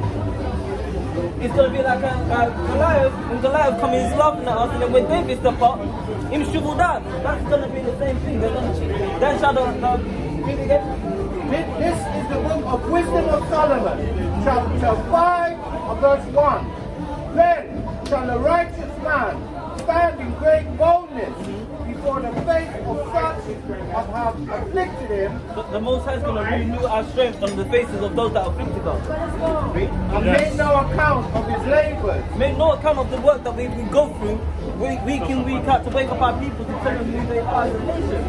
That we're building an army because we're sitting there talking about Black Lives Matter, but we're not doing anything we're not teaching our children how to make their lives better. So us being here as men of the Lord, we're now teaching our children how to make their lives better. You know? We're teaching them, don't be a criminal. Don't be a drug dealer. Don't kill your brother. Get an education. Learn. Fear God. We're teaching them all the righteous things. You know? But what our people go in their mind say like, oh, you can't teach, but we're not teaching them come as you are. We're not teaching them, oh, you're a Roman, so come as you are as a Roman. We're teaching them, no, stop being a Roman and come as an Israelite. Come as what God wants you to be. When the other nations are trying to keep us down. But the Most High is gonna, and that's what makes our young men faint. Don't listen to them. Them Israelites, they're tapped. They're in a cult. Don't listen to them. We ain't said nothing wrong. We said to better your life. And the Most High is gonna be like, okay, so you've enjoyed bring you up, man. Let me make you those brothers that were telling you don't listen to them. I'm gonna let your light shine before them. Boom, now you're teaching. Let them tell you something. Now you change them. 2 Timothy 3 in verse 14 says, but continue thou in the things which thou hast learned and hast been assured of, knowing of whom thou hast learned them, and that from a child, meaning when you come into the truth, thou hast known the holy scriptures which are able to make thee wise unto salvation through faith which is in the Mashiach Yahushua. Exactly. And that's what it is. Love, brother, love. Yeah, brother. Brother, you need to keep the faith too, yeah? So that's what it is. When the Most High starts dealing with us, we're gonna get weary in this truth. But then he's gonna build us up spiritually, and that's why that's why Yahushua said, "Let your light shine so brightly before men," because that light is law, and that law is powerful. Shalom, Yafaya Israel. Keep reading. Oh no. Yeah, verse 2. Yeah, verse 2. So this is the book of Wisdom of Solomon, chapter 5 and verse 2. When they see it, they shall be troubled with terrible fear, and shall be amazed at the strangeness of his salvation. Isaiah chapter 14 verse 31, but they that wait upon the Adonai Yahweh shall renew their strength. They shall mount up with wings as eagles. They shall run and not be weary. They shall walk and not faint. So they're going to be amazed when they see us rise up as a nation and standing on our banner of Yahweh Hashem Yahushua. And that's what it says. It says, hold up thy banner. In Psalms, isn't it? It says, hold the banner in Psalms, somewhere in Psalms. Sometimes. Yeah? And that's what we're trying to do. Okay? Verse 2. When they see it, they shall be troubled with terrible fear, and shall be amazed at the strangeness of his salvation, so far beyond all they look for. Verse 3. They're going to be amazed at how we know the precepts and how the Messiah is coming to encamp around us and shield us. That's why you get these apologists now trying to refine their doctrine and their thing to try and come up against what we do. Yeah. Why you That's get the these reason on the why comment they that come around false town prophets. to learn the doctrine and try to how to combat it. Exactly. But every time you try it, you can't do nothing against it. That's right. Because the Most High is going to set a stumbling block in front of you and be like, oh, nah man, who are you to declare my word, man? Stumbling blocks. Verse 3.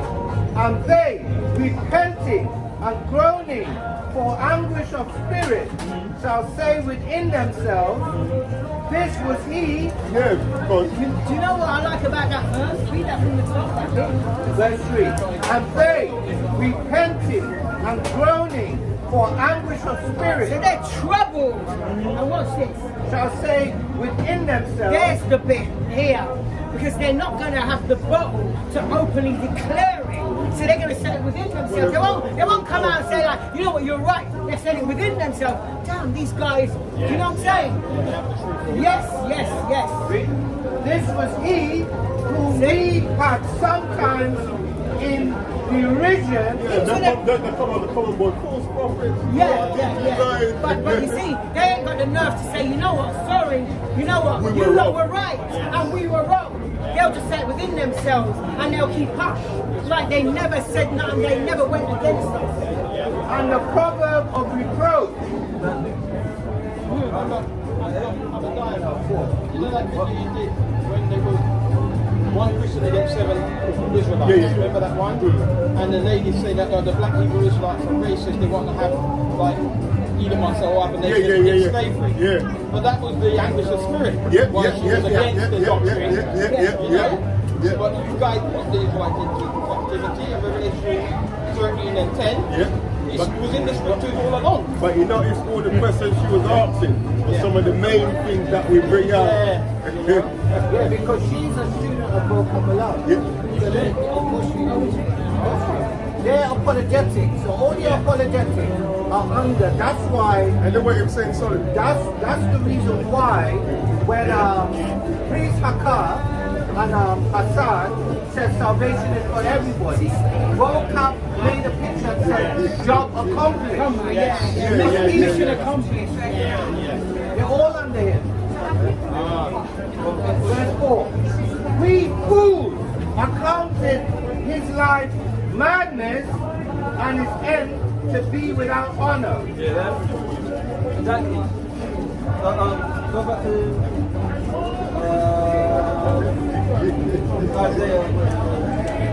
Isaiah 40.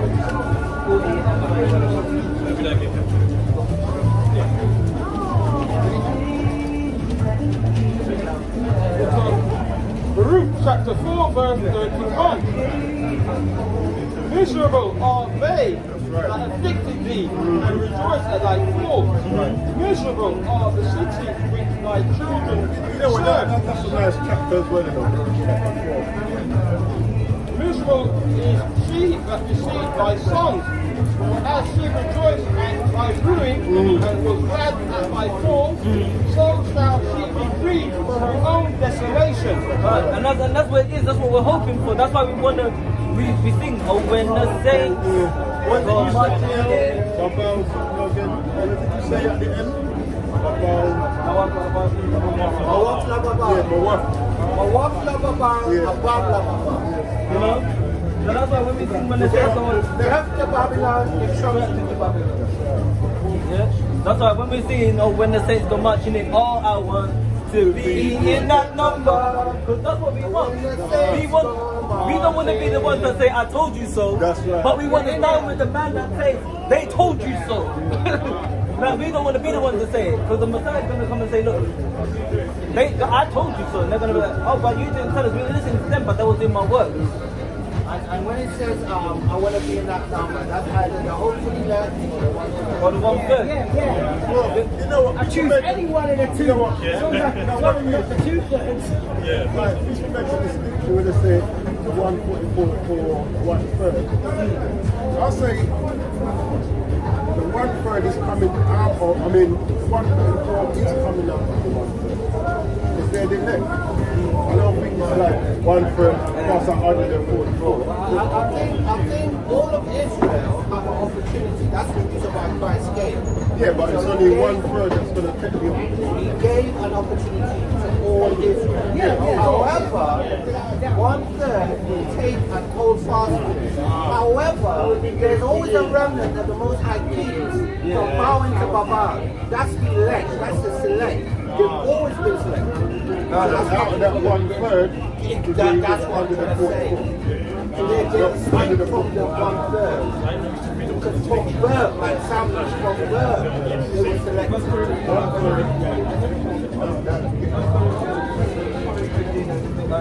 15:52. So that's what's gonna happen is that the whole point of me saying this is that endurance, the Most High. Remember, he knew us from the womb, so he already knew if we're gonna be. That's why I said many are called, but few were chosen. So some of us could be here called just to be doing this. To be chosen is a different story. there's chosen and there's chosen. There's chosen. No, there's called. And then there's chosen. Yeah. That's right. Very Called. many are called, few are chosen. That's right. Yeah. And then there's chosen. And the reason why I say that is because we've seen many prophets that were called into the truth. No, I said, oh, Israel is called, but not many, but a lot of them not many are out. chosen. Yeah. And remember, he said, what's that precept? He said, man that departs from, where is it? The man that takes his hand off the plough and returneth is not fit for the convocation. Is that the one? Yeah. Yeah, so can you imagine? That's why he says it's better for you not of knowing the truth than to come out of it and then try and come back in. Hold on, is your return now? You're not returning to your vomit. There's a precept I want to bring out to illustrate what you're saying. I'm just proud of it. I can't Here's think the book of Romans, chapter 9, verse 11. For the children being not yet born, neither having done any good or evil. This is the point now. That the purpose of Yahweh, according to election, choice, might stand. Exactly. Not of works, but of him that calleth. Exactly. So you can come here. I think the one that Proverbs 2:16. He that wondereth after way of understanding. Yeah. That one. But there's another one as well that is in the New Testament. Yeah. He said, I can't remember. I know it's in the New Testament. I'll find it. When I find it, I will let you know. But yeah. So it's better for you to. Put it this way. It's better for you to be obedient. Obedience is better than sacrifice. We're going to go through problems, whether you're in the truth Or out of the truth. go for it. Then get the prize at the end. Problems anyhow. Out the truth, go through problems If you and get think this about thing. it logically, you only have one choice, which is what it says in Deuteronomy 30. Exactly. So it's You only have one choice. in the truth. You have a chance. Yeah. Because you have the Lord statutes and Right. commandments. But you're still gonna go through Jacob's trouble. Yeah. Because that's But what the the truth, truth is. you don't have a chance, and you're still going to Go go through through Jacob's trouble. Trouble, and then there's no hope after. Yeah. And then when he says that we have a grace period, yes, we all have a grace period. Understanding what grace is. This is, let me quickly bring this with you. Daniel 12. Yeah. It's just like, I'll give you the answer. And life is twofold, because life is also the Lord's statutes and commandments. Daniel 12 and 2. And many of them that sleep in the dust of the earth shall awake, some to everlasting life, and some to shame and everlasting contempt. Exactly. So Quick one as well.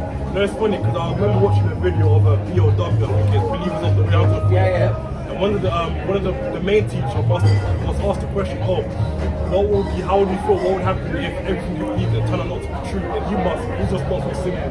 There's a better safe than sorry. Yeah. That's really the message. Exactly, yeah. Because that's what the brother said. Whether you're in the truth or out of the truth, you're gonna have problems in the so you might as well just be in the truth and the How truth. can it be I mean, like not looking to steal from your brother, not looking to, just keep how bad can that be anyway? For you.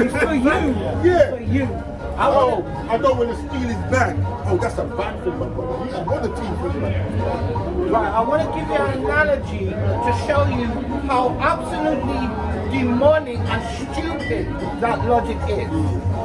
You put one bullet in a barrel and you spin it and you put it to your head. Are you going to pull it? That's basically what they're saying. If it's not the truth, i.e. if it's not the bullet, are you going to flipping pull it? No, you're not. Are you going to take that risk? No, you're not. Unless you're suicidal. Which basically, if you're not choosing the truth, you're suicidal. That's the fact. The logic is completely dumb. It doesn't make sense. It's totally stupid. It's like taking drugs or taking poison. Oh, the Most High is going to save me. No. remember is that the analogy I gave a couple of weeks ago about the man's bum? Yes. That's what it is. So the reason why I was saying that is because of in the endurance, and what we read is that how the Most High is going to bless you that you endure. He's going to give you this if you endure. You're going to give you that if you endure. And this is what it's going to bring that. So you read 1 Corinthians 15. Shalom, Kyle Payton. Shalom. This is the book of 1 Corinthians, chapter 15 and verse 52. And it reads, in a moment, in the twinkling of an eye, at the last trump, And we're not saying Donald Trump, not that Trump. But he might even be the last Trump. I always say he's the last one. You only get elected twice. Yeah, he's the last. How fitting is that? Yeah, at the last trump, for the trumpet shall sound, and the dead shall be raised incorruptible. That's not in Yahweh Shai. And we shall be changed. Exactly. So we're going to bring incorruptible. This is where, that's what the dry bones are leading to. When they're waking up having the CDs on. It's incorruptible now. Yeah. So we're in that twinkling of an eye, in that twinkling of a eye, where that trumpet sounds, so they're saying hold on to that last moment. That's what he's saying, endure to the end, to that last moment. You know when you're running a race, and then you get the people that give up at the last moment, or have you seen the videos of people running a race and they think they won already and they're like, yeah, cheering, and then someone sprints past them like, bro, it's not over till it's over. Listen, you say that, I remember back in the day when I was at school, that's a perfect example. At school, when we you know, like at the end of the year, you always have the sports day. Yeah, and I remember this guy, he was like the fastest in the school. And he's racing again. There's the sprint, like I think it's 100 meters. And anyway, everybody knew he was going to win because he's the fastest. So he's running now. He's ahead easily. And before he crosses the finish line, he does this, like put the victory sign, and he trips over. I swear down, he hasn't crossed the line yet, but he knows he's going to win because no one could beat him. We all knew that. So he does the victory thing, and he trips over the falls right. This happened at school when I was at school on our relay day, like sports day. He fell, like the line is here. He fell right here, and people ran past him and won. No, there was one on the internet where everybody died. this Edomite guy is running, so he's come up to the finish line, slows down and starts celebrating. Jake just kept it up, past him. Then everyone's ridiculing Jake for beating him. Yeah. Did you see that? Yeah, I saw it. Yeah. And then, how do you get? Yeah. And that's what it is. So so at that last shot, when you're going there, at that last, in a moment, in a twinkling of an eye.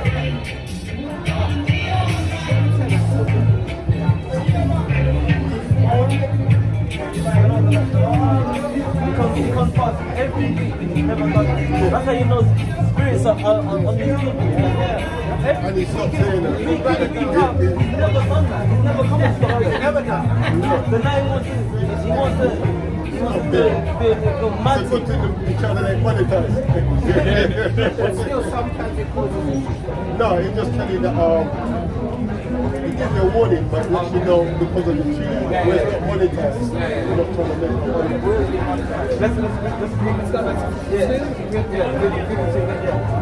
This is Isaiah chapter 15. This is 1 Corinthians chapter 15 and verse 52. In a moment, in the twinkling of an eye, at the last trump, for the trumpet shall sound. Okay, so at the last trump, so at the last moment, he's saying endure. Endure, even when it passes and that trumpet sounds, you still endure. Don't be like those people that, yeah, I'm running the race and you're big-headed and you think you're there, and then someone just passes you. Because that's why it says to be humble and slow. Many are called but few are chosen. You could be called to do the work, but not chosen. That's why it says as well. And that's a scary thing as well, you know. There's a scripture that says, thou that teachest what that basically saying you're a teacher, but then you become a pastor. You're just used to teach others, but you yourself is a pastor. Exactly that. And that's why when we teach, you have to be humble when you're teaching people as well. I know there's teaching with compassion and there's teaching to pull them out of the fire. But don't condemn somebody. Don't stop pulling that.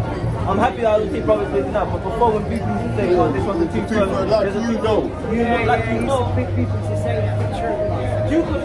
It's like That always gives you trouble my spirit. it's like me saying to Edomite looking Jake or Esau. And then when day of judgment comes, that twinkling of an eye, this one's got fringes on and the Messiah's like, yeah, stand by my banner. I'm like, wow. Oh, you icon, yeah, you remember this one, yeah? Oh. He would do that as well. Oh, Yeah, you remember yeah. this one. Oh, yeah. So, remember I said many are cool. You was cool to think. And he heard, and he shot the boom. It can happen like that. In a twinkling of an eye, it can happen both ways. But you have to enjoy and stay humble by keeping the laws. Read. Verse 52. For the trumpet shall sound, and the dead shall be raised incorruptible. So the army, the tabernacle of David, is going to revert back how it was, how our leaders and how David was with his army. We're going to touch on a bit upon that, how to conduct himself in his army. Right. Sorry to interrupt, but something just comes to my spirit. There's a few Edomites, what we would say Edomites, that are actually not, but they don't know that they're not. So there's people, if you ask them, they'll say, no, I'm English, or I'm Welsh, but they're actually not, and they don't know they're not. But they're Jakes, so you teach them, and if the Spirit draws them in, because the Most High, or Yahushua, He's going to decide the sheep from the goat, or the wheat and the tares. Yes. But it says, we will apply the increase. Yes, exactly. Because other than doing that, you're condemning, you're making a judgment which you don't have the ability to do. But some brothers, like you said, someone that comes up from like another nation, oh, you're Esau. And by the way, I don't believe in everybody going to be saved. I'm letting you know that now. I don't believe in that. But what I do believe in is test the spirit by the spirit. And even if you do think they are of the other nation, just teach anyway. Someone watching can be edified from the lesson or from the teaching. Read. 52 of 1 Corinthians 15. For the trumpet shall sound, and the dead shall be raised incorruptible, and we shall be changed. So our whole mindset of this world is gonna change. It's not gonna be like, oh, but that's my friend. It's gonna be like, nah, man, we're getting cracking now. Getting cracking like read. Verse 53. For this corruptible must put on incorruptible. Sorry, I have to Delayed reaction. laugh. That's a delayed reaction. Let's catch it. Get a cracker lacking. You're gonna catch a cracker lacking. Hey, cracker lacking. For this corruptible must put on incorruptible, and this mortal must put on immortality. Okay, so by doing that, that means you put on the law, statutes, and commandments. So when the Messiah comes, like how David was when he was all for the Most High, that's how we have to come when the Messiah comes all for the Most High, still the same way. And we can even take it back to Adam and Eve. They took off their immortality. Exactly. They took it off, so now and now we have to put back on immortality. Yeah. So it's now, like I said, it's gonna be it's a trading places, it's a change in translation. Trading places and trading faces. So put your grab on Genesis 2:25. Yeah. I got it. Psalm 18. I just want to show you something, bring out something. Genesis 2:25. Yeah, so I got Genesis. Second Ezra. You get in. Yeah. I just want to prove what you got to say. So this is the book of Genesis, chapter 2 and verse 25. And it reads, and they were both naked, the man and his wife, Oh, look out. As and were not ashamed. As you mentioned naked. So when they said they were not ashamed, meaning they were not in sin. Right. Because any time after that, when you read about them, read about the term naked, it's always dealing with sin.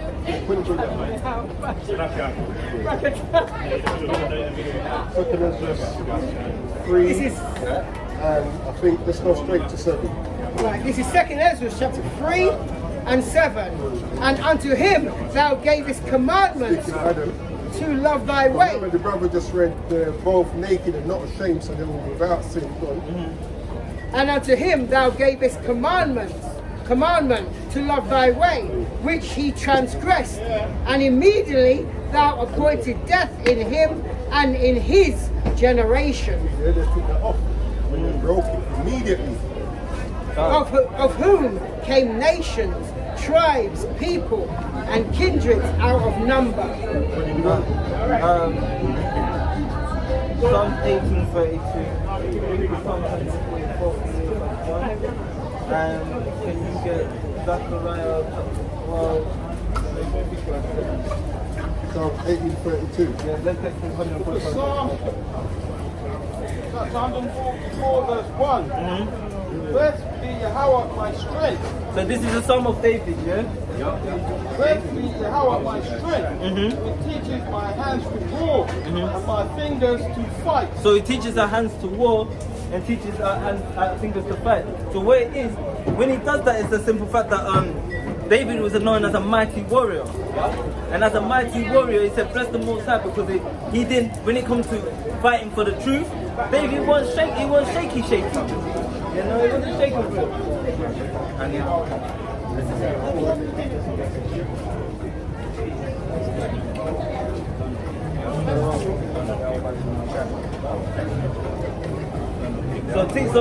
So we're raising up the tabernacle of David. We have to be able to be warlike men like David, like Yahweh Shai is going to come back as a man of war. You know, Psalms 18:32. Psalms chapter 18 and verse 32 says, it is the Most High that girdeth me with strength and maketh my way perfect. Exactly, so the girding us with strength and making us a man of war is understanding the law, statutes and commandments. The reason why we can fight is because we keep the laws. David's battalion didn't win based on men's strength, if they won because of the laws. Judas Maccabee didn't win because of men in numbers, they won because they kept the law. Yeah, the Most High was their strength by keeping the law. Psalms 44 and 5 says, through thee will we push down our enemies. Let me start 3. Psalms 44 and 3. For they got not the land in possession by their own sword, neither did their own arm save them, but thy right hand and thine arm and the light of thy countenance, because thou hast favor unto them. Psalms 44 and 3. I read that again. For they got not the land in possession by their own sword, neither did their own arm save them, but thy right hand and thine arm and the light of thy countenance, because thou hast a favor unto them. Yeah, I'll jump back to Psalms 18 and verse 32 to 34. So Psalms chapter 18 and verse 33. I read 32 again. It says, he maketh my feet, 33. It is the Most High that girdeth me with strength and maketh my way perfect. So the Most High is girding him with strength and making his way perfect because he's keeping the law. So when he said endure, he said, and I will give you dominion over the nation. That's him giving you that strength. We can't be boastful in it, because in all wars that we've gone through, we weren't getting, Israel weren't winning because of we're the Israelites. We were winning because of we kept the laws. We had faith in the Most High to guide us. But before every battle that we went through, David prayed, watch over us. With you we trust. Our life is in your hand. So whatever goes your way is your way, is your will. But we're fighting for the Lord, we're fighting for you. The Most High strengthened them. Judas Maccabee did the same thing. It's when the two soldiers went off and it's like, let's go get a name for ourselves. They weren't thinking of the Most High. What happened? They perished. And it's going to be the same when the Messiah comes back. If you're not going to be a ride or die with the Messiah in that Tabernacle of David, you're going to perish. So when you we use the scriptures as a learning, as instruction of the times to come. So we got to see how David conducted himself, to how his men conducted themselves in the army as well, and it's going to be the same with the Messiah. Really? Whatsoever was written aforetime was written for our learning. This is Psalms 18 and 33 says, he maketh my feet like hinds feet, and setteth me upon high places. He teacheth my hands to war, so that a bow of steel is broken by my arms. Exactly, so it's going to make us mighty. And that's by keeping the law. That strength is his law. So he's making us mighty through the law, statutes and commandments. Through the law, statutes and commandments and the faith in Yahweh Shai and the love of Yahweh, we're going to bring down this nation. The Tabernacle of David is going to be something to fear. But in order to get to that point, we have to keep the law, statutes, and commandments. Because when the Messiah comes back, he's going to bring judgment to us first. Yes, so this is the book of Exodus, chapter 15, verses 2, and then 2 and 3, and then I'll jump to 6. Verse 2, the Lord Yahweh is my strength and song, and he is become my salvation. He is my power, and I will prepare him an habitation, which is your body, or your body as a temple. My father's God, and I will exalt him. Verse 3, the Lord Yahweh is a man of war. A man of war. A man of war. So if the Messiah is like the Father, that means he's going to come back as a man of war. He's not coming back on a hug and kiss But him. it says, when he returns, he's not going to meet you as a man. Exactly. Right. So what's he going to meet you as? So, he's a lion. That's why it says that Judah is like a lion. The Messiah is someone to fear because of he holds the world. Let me finish up. The Lord Yahweh is a man of war. The Lord Yahweh is his name. And then the last one is verse 6. Thy right hand, O Lord Yahweh, is become glorious in power. Thy right hand, O Lord Yahweh, have dashed in pieces Yab Noah, the enemy. I've got a quick precept. This is one of my favorites. And that's where it is. So when we start trusting the Most High, he's going to give us that spiritual power to break down our enemy. But all of this stands back to keeping the law, statutes, and commandments. This is one of my favorites. Job chapter 40, and I start at 10. Says, deck thyself now with majesty and excellency, and array thyself with glory and beauty. Cast abroad the rage of thy wrath, and behold everyone that is proud and abase him. Look on everyone that is proud and bring him low, and tread down the wicked in their place. Hide them in the dust together, and bind their faces together. Then I will also confess unto thee that thine own right hand can save thee. That's vanity, that their own right hand can save them. You're going off. Then the Most High say, alright, cool, you want to do that? By all means, I'm not going to stand with you. They're saying, do all it. And you see, the thing with Job here, I think it starts from about chapter 38. The Most High starts to list some things. Like asking Job, can you do this? When we see the first team, he just like, you know what I'm saying? Yeah. And you see, I'm just going to quote it because I don't know exact verse, but it says, let not the wise man glory in his wisdom, let not the mighty man glory in his strength. But if any man boasts, roughly paraphrased, there being the heavenly Father. Just because if I can just read this precept just quickly. Bring it out. Wisdom of Solomon 12 and 17, it says, for when men will not believe that thou art of full power, speaking about the heavenly Father, right? And showeth thy strength, and among them that know it, know the strength and the power of the Most High, it maketh their boldness manifest. So the Heavenly Father shows his strength for us, not our strength. He shows his strength for us. Exactly that. And that's what now going back to what I was saying when it comes to that spiritual war. So remember, the Messiah, when he comes back, he's not coming back to do his will, he's coming back to do his Father's will.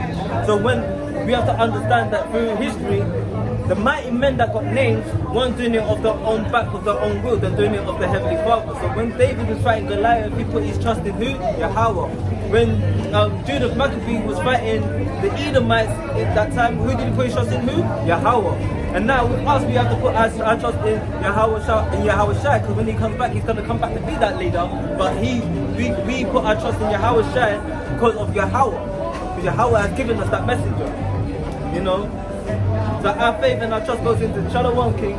Our faith and our trust goes into the Most High in all things. You go ahead. I'll go back to 18 again. 18. Psalms 18.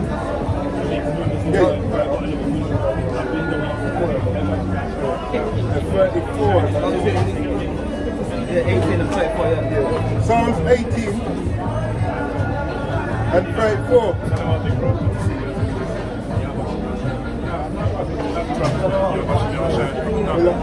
Yes. Alright, salute. Salute, brother. Yeah.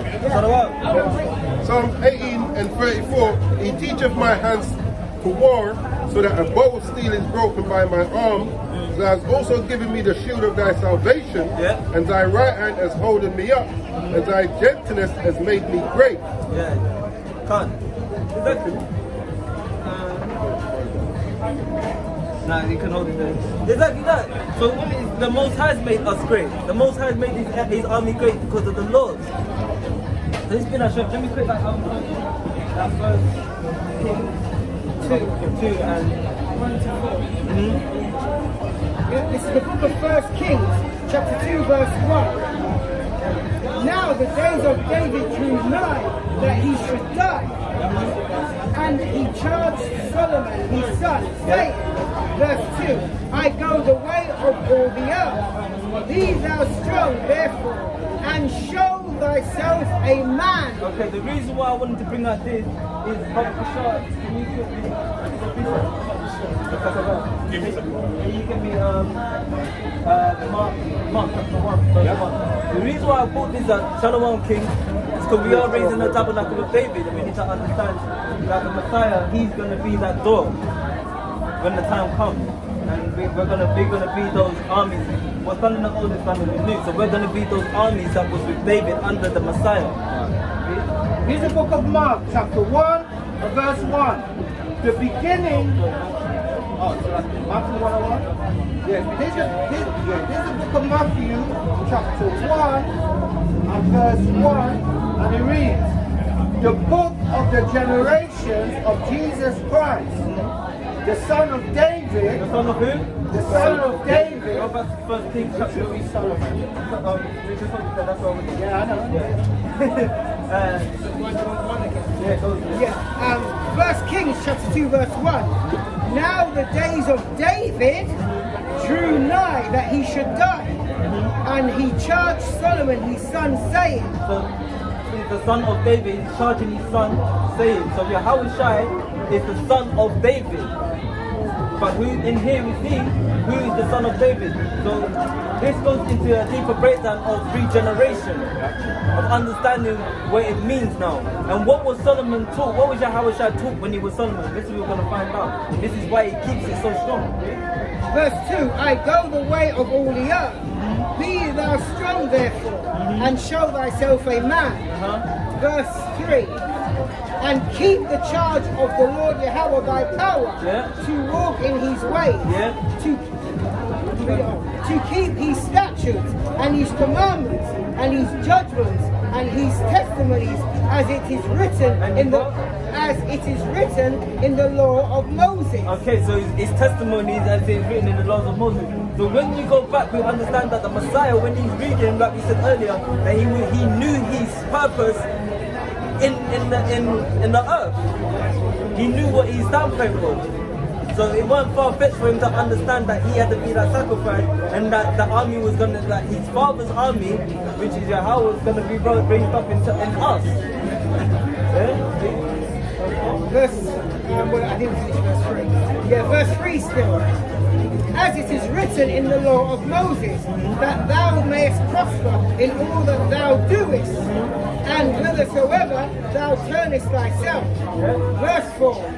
That the Lord Yahweh may continue his word in which he spake concerning me, saying, if thy children take heed to their way, to walk before me in truth, with all their heart, and with all their soul, there shall not fail thee, he said, a man on the throne of Israel.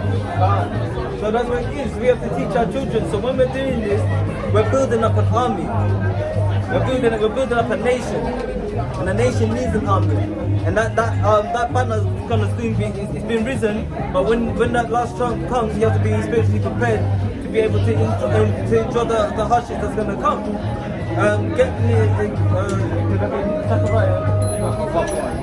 So it's in 1 Chronicles 29 and verse 23. It's just to hammer in the point he was making earlier. Then Solomon sat on the throne of Yahweh. Let me say it again. Then Solomon sat on the throne of Yahweh So it's there again. It's as giving you- king, As what? as king, Yeah. instead of David, his father, and prospered, and all Israel obeyed him. So and prospered and all Israel obeyed it. So that's what Rasha, and when Yahweh Shai comes back, he's been taking his throne. So when he comes back, we're not going to know him as Solomon, but we know that it's Solomon coming back. Yeah? To take his throne back. Well, we do because he's named the Prince of Peace, and Solomon means peace. Right, yeah. Beautiful precept. If we're going to do a breakdown on not reincarnation, we're not Moab. Regeneration, that'll be beautiful. Zechariah, verse 7 and 8. Because Zechariah chapter 12 verse 7, the Adonai Yahweh shall save the tents of Judah first, that the glory of the house of David and the glory of the inhabitants of Jerusalem do not magnify themselves against Judah. Okay, so why would he do that? Because remember, the scepter doesn't depart from Judah. Judah's been the head of the tribe. So he has to raise up Judah first, knowing that Yahweh Shai is coming from the house of David, he's coming from the lineage of Judah. So that kingmanship has to start with Judah. So the king has to wait up with Judah. The reason why he can't have Ephraim or Jerusalem rise up before the house of Judah is because of Ephraim was sold onto idols like before, way before. So that indoctrination and that corruption is still amongst the nation, where Judah has a righteous calling in the line of lineage. Verse 8. In that day shall the Adonai Yahweh defend the inhabitants of Jerusalem, and he that is feeble among them at that day shall be as David. So the ones that are weary in that day, that but are still holding on to the law, statutes, and commandments, they're gonna be like David. You know, they're gonna be as David. They're gonna start building up. They're gonna man up and hold up their banners for the law, statutes, and commandments. Read. And the house of David shall be as Yahweh, as the angel of the Adonai Yahweh before them. And that's what it's going to be like. So we're going to be those representatives of the Most High for Yasharallah. But it has to start with the house of Judah. So Sister Rebecca, Yeah. yeah. Can someone No. can I get any more?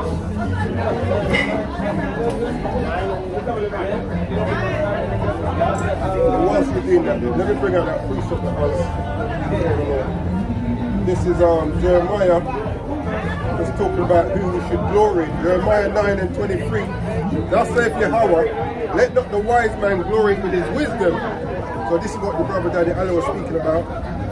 Neither let the mighty man glory in his might, let not the rich man glory in his riches, but let him that glorieth glory in this, that he understandeth and knoweth me, and that I am Yahweh which exercise loving kindness, judgment, and righteousness in the earth, for in these things I delight, saith Yahweh. So if we're going to glory, we be glorying in the strength or the wisdom that the Most High has given us.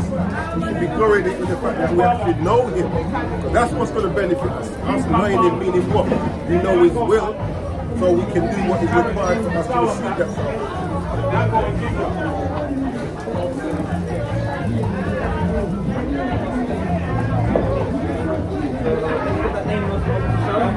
Here's the book of Amos, chapter 9, and verse 11. In that day will I raise up the tabernacles of David that is fallen, and close up the breaches thereof, and I will raise up his ruins, and I will build it as in the days of old. And that's what it is. So that's why when the song says in Deuteronomy chapter 32 verse 32 verse 7, is that ask our elders, right? Yeah. So when he says ask the elders, and it should show you, this is why the scriptures are given for us as an instruction, because we need to see how our elders are conducting themselves, that we're keeping the law. So that's why it says it's going to build it up again like the days of old, because of if it's not broken, why fix it? But it is broken. But it's broken now. So the Most High, so he has to fix it, and he's gonna be like, what was done in the old, that wasn't broken until it got broken. So how David and his armies were conducting themselves wasn't broken until it got broken. Because what they stand for the law, statutes, and commandments. That's why we have generations of mighty brothers in Israel that woke up and was fighting for the law, statutes, and commandments. Yes, we've had more wicked leaders than good leaders. When you read the book of Kings, it's like wicked, good, good. Wicked,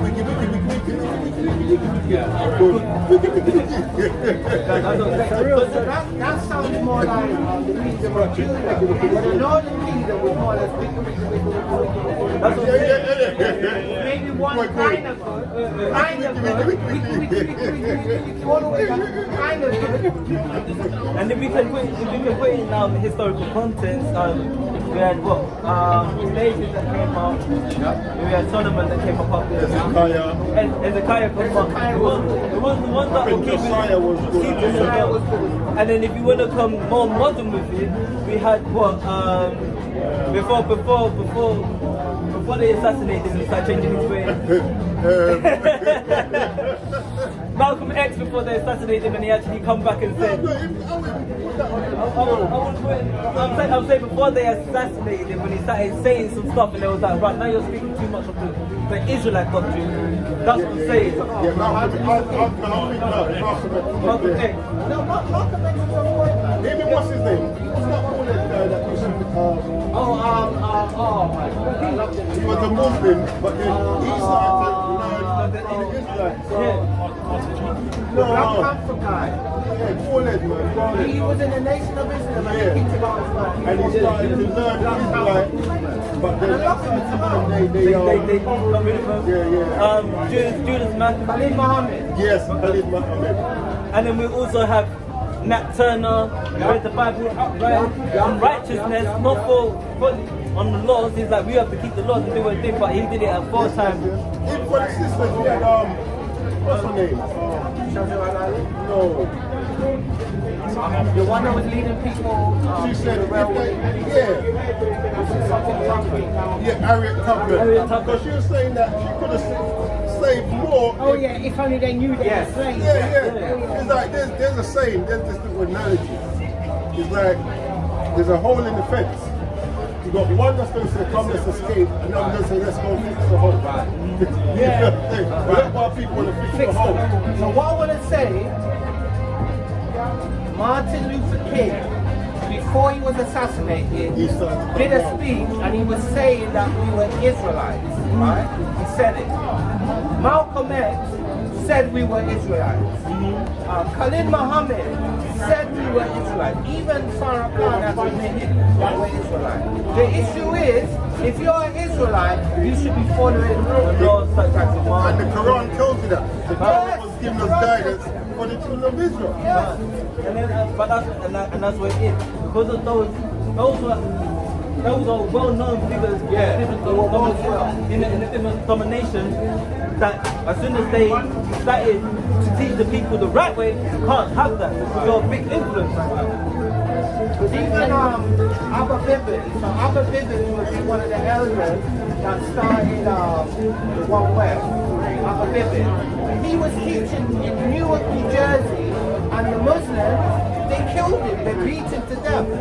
So he died preaching the truth. And you know the funny thing is, you have to look at now, where are our leaders today? What leaders can we actually say we have today? Well, there is, what's his name? You see what I'm saying? Like when you look at it now, we have none. No, there's, Like if we don't stand up, you know, we don't let anybody. Officer Tatum. He's the most ransom bugger on the planet. You see what the prophets are doing. They're establishing what I'm saying and what I'm teaching is that we are now the ones that have to build that tabernacle of David, the men on the highways and byways, and in doing so, we have to be humble and be able to build to teach our younger generations, and the Most High is going to bring it back as the days old. But in doing so, in order for us to understand what it's going to be like, we got to know what these mighty men were like at war. that's right. Because we can't go into war and think it's going to be like we're going to use Gatling guns and all of that. This is going to be some next spiritual power thing. And you know, Yeah, and this is I was gonna say, when you look at how far we've fallen, when you read about David's men that was around him, like one man's killing 300 by himself, next one killing 800 by himself. And they were killing giants. We look at Caleb, he was 80 years old and he's saying, my strength is the same as when I was 40. Like, Abraham was 100 and he said, well, I'm going to take these all out and look on my rifle. You know what I'm saying? And look this at is us why now, you have like, we're to, struggling. that's what I'm saying. This is why they've made sure we ain't got.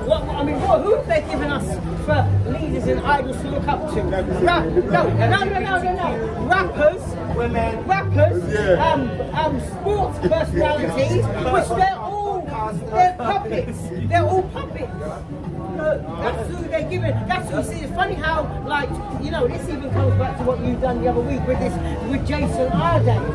Now they don't want somebody with brains and intellect to be a leader of our people. They want sports personalities, actors, and musicians, and you know, artists. What's the name? You gave me two. Oh, sugar.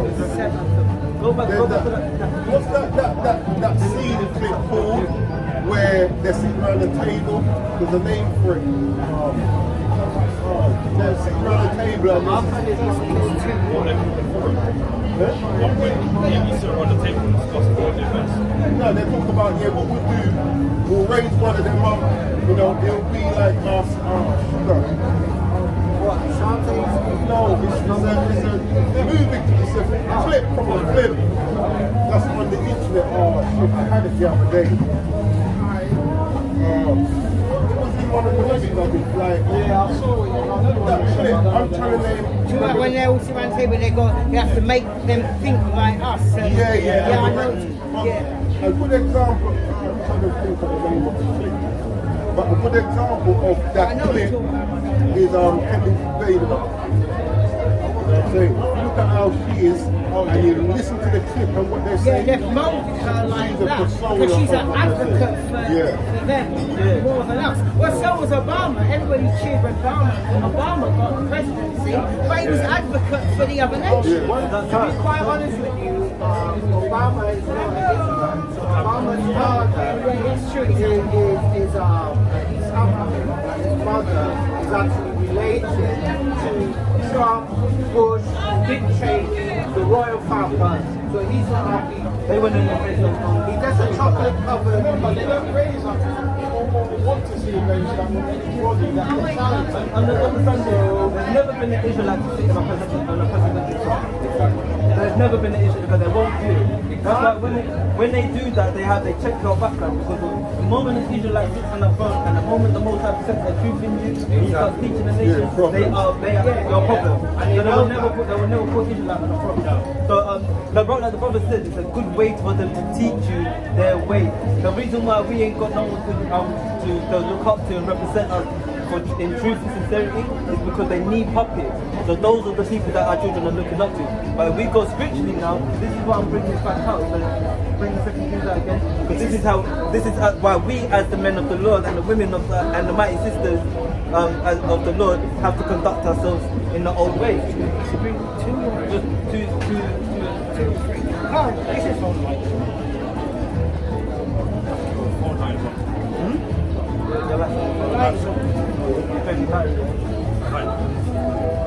this is 1 Kings chapter 2 verse 2.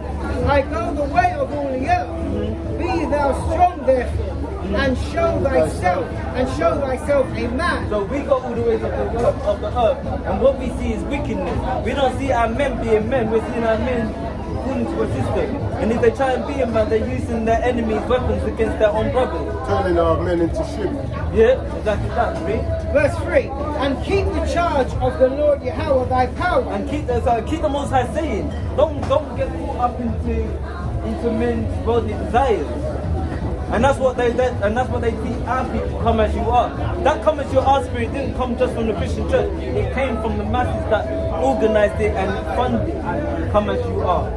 So when they say to you, come as you are, they're teaching us to come as a slave, because that's what you are in the Stay earth. as you are. And stay as you are.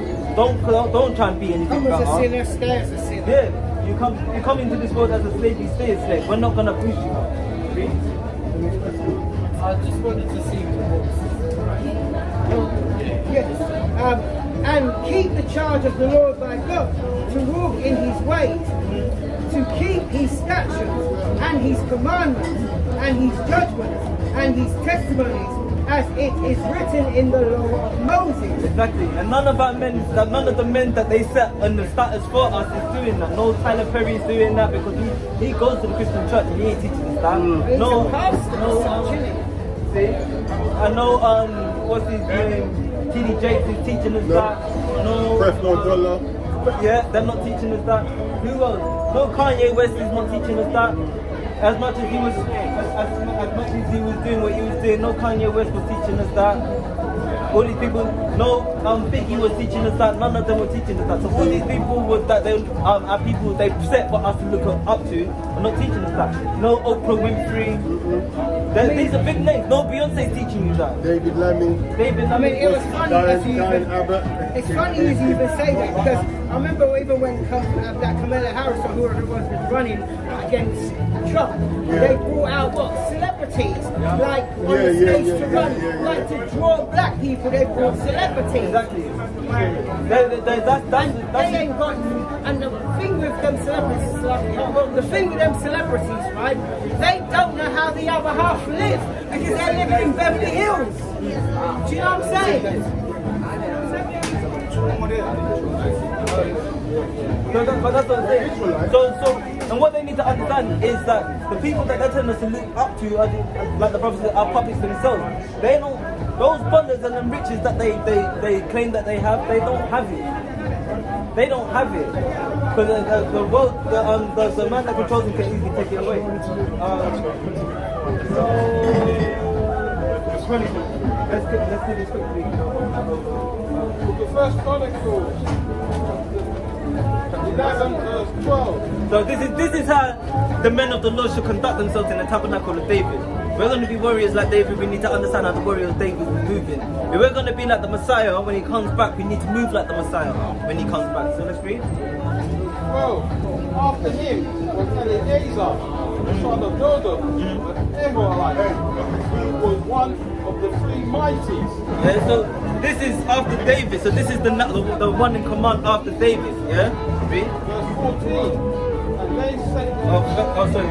So 13. What 13? 13. All the way down. Verse 13. He was with David at Tabernacle.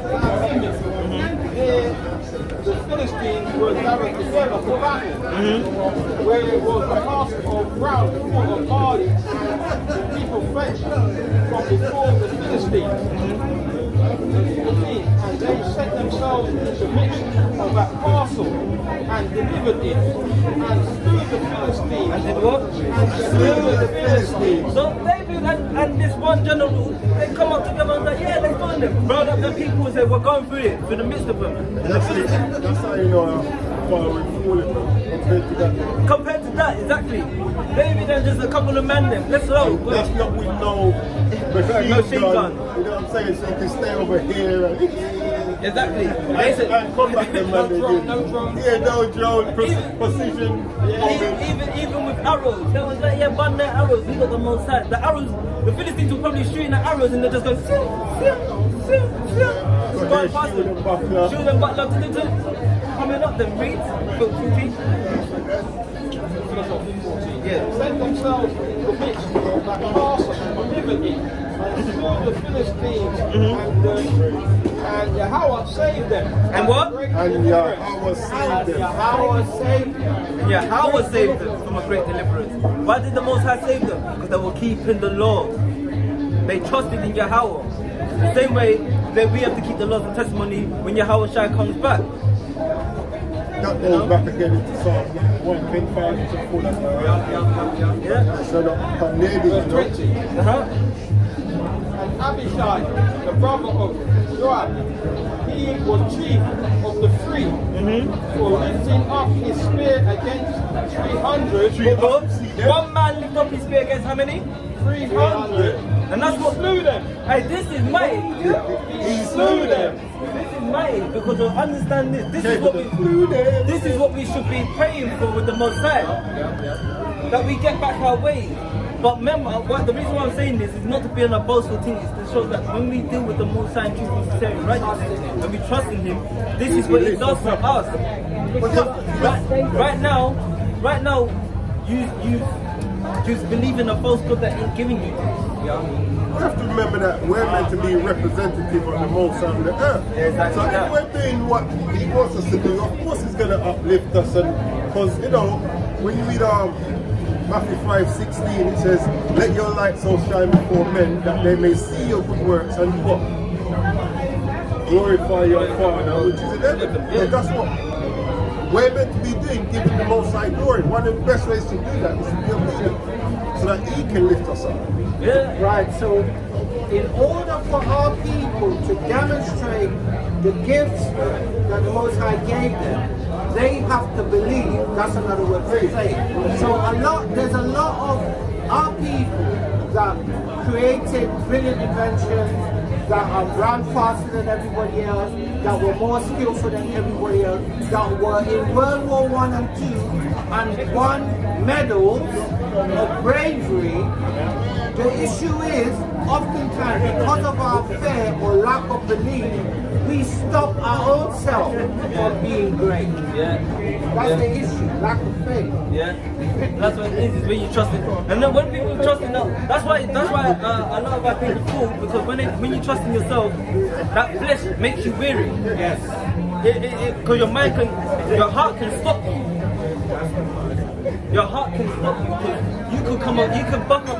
In these last days, don't you think this brother's not going to buck up against his uncle or his brother that he loves dearly in the world? But he knows that in his heart, his mind has changed, and he has to go and get him up because he's corrupted. I think it was when the Most High chose the 300, He whittled it down to that. So he got rid of those that was faint of heart, so that they didn't put fear into To the other people, yeah. And that's what it is. And also so that Yahweh would get glory. Exactly that. So Yahweh will get the glory and not the truth. That's beautiful said, Verse 21. Of the three, he was more honorable than the two, for he was their captain. Howbeit he attained not to the first three. The reason why is because of it wasn't about the status quo. You were doing your thing. Man knew his position in that body, in that army. But and in that position he knew, I'm not doing this because of where my rank is, I'm doing this because of the fight for a nation and the Most High. Doesn't matter where you are. I'm in the same position as him. I'm in the same position as him. You know what? You're on the tenth, but I'm still in the same position as You know you. what that goes back to? The workers in the field of the vineyard, those that came in at the last hour, those that was there first was complaining that they got the same wage, but the wage was for a penny. So he complained why he was giving a penny. Doesn't matter. That's why you can't look down on a man's portion, because at the end of the day, as long as he's using it to the best of his ability, he's going to receive the same reward that you're Also, meant to the get. analogy is that do not envy a person that just came into the truth and the Most High blessed him with wisdom and knowledge. Think, oh, I've been here longer than him. Yeah. Exactly that. Don't be grudge. Don't be grudge of spirit. Read. First Chronicles chapter 11, verse 22. Benaiah, the son of Jehoiada, the son of the valiant man of Kabzeel, who had done many acts, he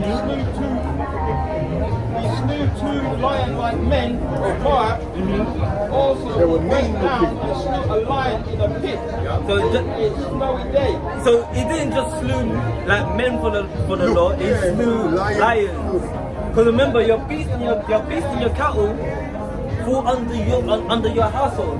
So if say for example, I'm going to use Moab as an example, they bring two lions to me and then I have two wolves with me. My wolf's going to destroy that lion if I'm keeping the law. Now a lion can take out a wolf, right? But if I have a wolf and my wolf is abiding by my rules, that wolf is going to take out that lion. Let's say, don't let not a dog lift his tongue against man or beast. No peace, yeah? So that most does put difference between The Egyptians and Israel. Yeah. Bear in mind that word down there is kalam or Caleb. Yeah. See? So that's what I'm saying. And also, when you look at the curses that the judgment of Moses was bringing on Egypt, when he was raining down hailstones on the animals, it was just on theirs. Yeah. When he was making it dark, it was just on theirs, and we had light. God. That's what I'm saying. So when you trust in the Most High does these things to you. That's angel that went throughout the whole land. 23. 23. And he slew an Egyptian, a man of great stature, 5 cubits high. And in the Egyptian's hand was a spear like a weaver's beam. And he went down to him with a staff. I think all the thing like a 10-foot head. See? And plucked the spear out of the Egyptian's hand, slew him with his own spear. Stop your nonsense, man. Take him up. Yeah, exactly. And that's, but see how they were moving. And that parallels Balak Dawud as well, because when he licked the Goliath with the stone, he took his sword and took off his head. Yeah. Exactly. So that was a flex. And they didn't do, and all of that, they were all on equal terms. No one was the only one that was at a higher boundary was David, because he was the king. But all the generals, they were all on equal terms. Even if you look at David King, there was a time where he was running from Saul, and he was wishing for water from some well. That's further up. You can read it. I wish I could drink. Yeah, and they went to get it and said, no, let's be all doing that. You know what I'm saying? And that's a good show of humility, because some brothers make the position get to their head. You know, oh, well, I'm above you. And no, there's a position for order, but at the end of the day, me and these brothers are all on the same levels. You understand? Well, that's how I look at it. You know what I'm saying? Let's read it real quickly. The first Chronicle, 11 verse 17. And David longed and said, oh, that one would give me drink of the water of the well at Bethlehem, that is at the gate, and the free break through the host of the Philistines. So they went, right, what, David, you want water? Bro, you're hot for first. Yeah. Come, Man on that. come get that thing. Man on that. What? The Philistines are there. You're not coming on? And they were just going to get it for him. But they said, no, if all of us ain't drinking. He said, no, the king wants water. We're going through the thing. Then when they got the water, mashed down the Philistines, because they did it in righteousness for their brother. They got the water in that one. Yeah. No, but there's one where he wants the water, they were going to get it for him. But he said, no, unless we all... This is it. Come on. Yeah, go read it. The free break through the host of the Philistines and drew water out of the No, well. but there's one where he stopped them because he didn't want to be the one just drinking. Yeah. He says it in this one as well. He doesn't say things right. And water out of the well of Bethlehem, that was by the gate, and took it and brought it to David. But David would not drink of it, but poured it out to the hour. David said what? Nah. Most High So he didn't. offered it up to the Most High. Yeah. See? Verse 19, and said, my power forbid it me that I should do this thing. So they got it for Drink him. the blood of these men that have put their lives in jeopardy, for with the jeopardy of their lives they brought it. See, he didn't make his status get to his head. They didn't. You know That's what what I'm I said. So everyone was neutral. Yeah. And that's why it's got to be that neutral And you know understanding. what's lucky? And this is when someone will fight for you even more. You know what I'm saying? They'll fight for you even more because they realize, you know what, he's a powerful guy, but at the end of the day, he don't make his status get to his head. No, and that's why Yahweh Shai says, see not to it. No. See not to it. Yahweh Shai watching people's foot. Yeah. See not to it. No, I'm your fellow brother, man. I'm your fellow servant. So he's humbled himself into that I state. mean, look at even Cornelius with Peter. Obviously, he knew Peter was a higher standard, so he bowed down. What did Peter do? Bring it up? No, I'm also a man. I'm your brethren. Yeah. So, I mean, like, you know, that's me. We're all under the same law. You know? Honor me We all as have the same Lord and Master. exactly that. So when it comes to the battlefield now, there's no higher ranking this on higher. He might be a brother that is very strategical in methods with it. So he might be like, oh, let's go this way. We've seen it. This brother could be very good at stealth because he's so quiet, so humble. Stealth mode. He might just walk. When he's not throwing the stones, he stay here and fling a stone. He couldn't hit a target every time. You know, he could be that good that he can walk amongst the heathens and be like, cool, that's what you do there. Come back and be like, yo, this is the thing. This is the thing that they're doing. Oh wait, you move like that. You know, how did you do that? I just walked in there and said, well, yeah, what he's doing. Boom. That's the goal. But that doesn't make him higher than this brother. Because this brother could use that information and be like, okay, so this is what we got. Boom, boom, boom. Bro, I broke this down. Can you break it down? Most High willing, break it down. The Most High says to him, okay, this is how it's going to go. We can't run that way because this is going to happen there.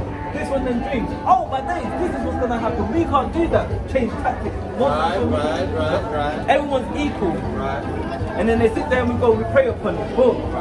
Everyone fast and pray. That's why it says you can't get rid of demons but through fasting and praying. Because when you do that, it humbles yourself and you let the Most High take the lead.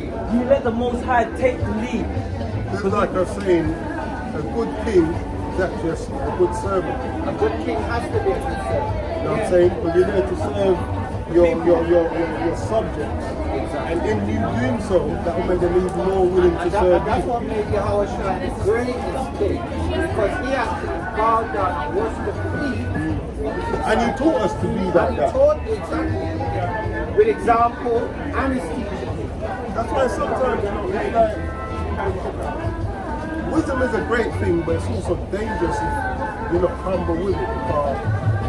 You know, it's like you forget. Wisdom is a principal thing. Therefore, get wisdom when you are getting get understanding.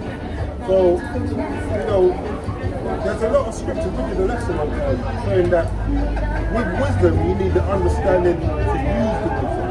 Because there's many wisdom out there. You know, the Bible says in Surah 19:22, it says the knowledge of wickedness is not wisdom.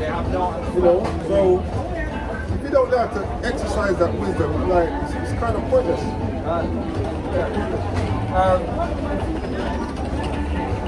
Revelation 7:4. Yeah, Revelation 7:4. This is the book of Revelation, chapter 7 and verse 4, and it reads, "And I heard the number of them which were sealed, and there were sealed 144,000 of all the tribes of the children of Israel." Okay, so that now goes into account of who the kingdom is for. Because of it's sealed. Read it again because it clearly says it was sealed. Revelation chapter 7 and verse 4. "And I heard the number of them which were sealed." Which was sealed. The number of them which was sealed, yeah? "And there were sealed 144,000. So when you seal something, it means it's done. It's solidified. You can't take it back now. How do you seal yourself? Isaiah.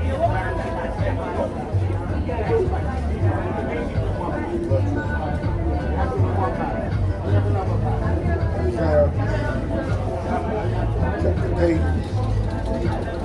and 16 says, "Bind up the testimony, seal the law among my disciples." Seal the law. So that's how you seal. And the ones that are sealed are the ones that keep the law statutes among sealed. Yeah? And remember, the law was only given to Israel. So that doesn't mean anybody else cannot come in.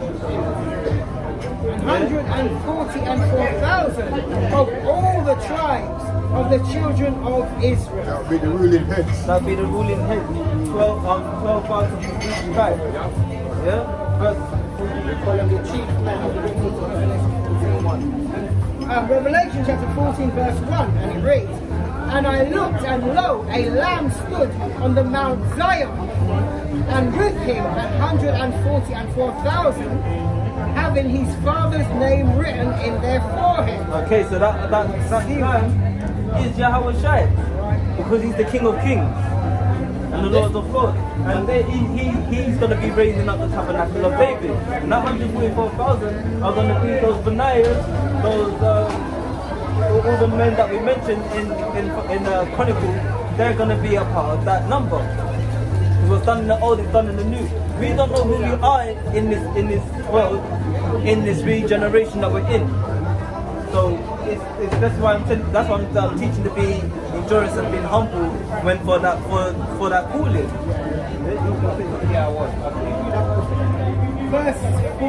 Verse 1 of Revelation chapter 14. And I looked, and lo, a lamb stood on the Mount Zion, and with him 144,000, having his father's name written in their forehead. Right, so that's the Torah, the mark of exemption. That mark, this is where the slave owners got the custom of branding their name on the slaves. It means property of. Yeah. So if it's branded on our forehead, Yahweh, we belong to Yahweh. That's what it means. 26, verse again. Verse 8 to 9. Verse 8 to 9. Book of Leviticus chapter 26 and verse 8. And 5 of you shall chase 100, and 100 of you. Second, hold on there. So if 5 of you can chase 100, 1, 2, 3, 4, 5, he can lean up.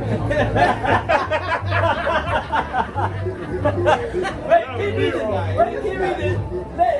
Too fast. And 5 of you shall chase 100, Yeah. and 100 of you shall put 10,000 to flight. You better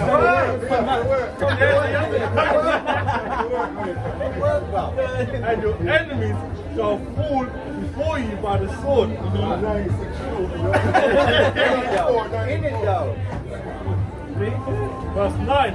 For I will have respect unto you, and make you fruitful, and multiply you, and establish my covenant with you. And the covenant was given us to keep the law, statutes, and commandments. So this is Yahweh, right? Yeah, so this is Yahweh. And then this is, but what's done, like I keep saying, was done in the old, is done in the new. So when we start keeping the laws, that's what's going to happen.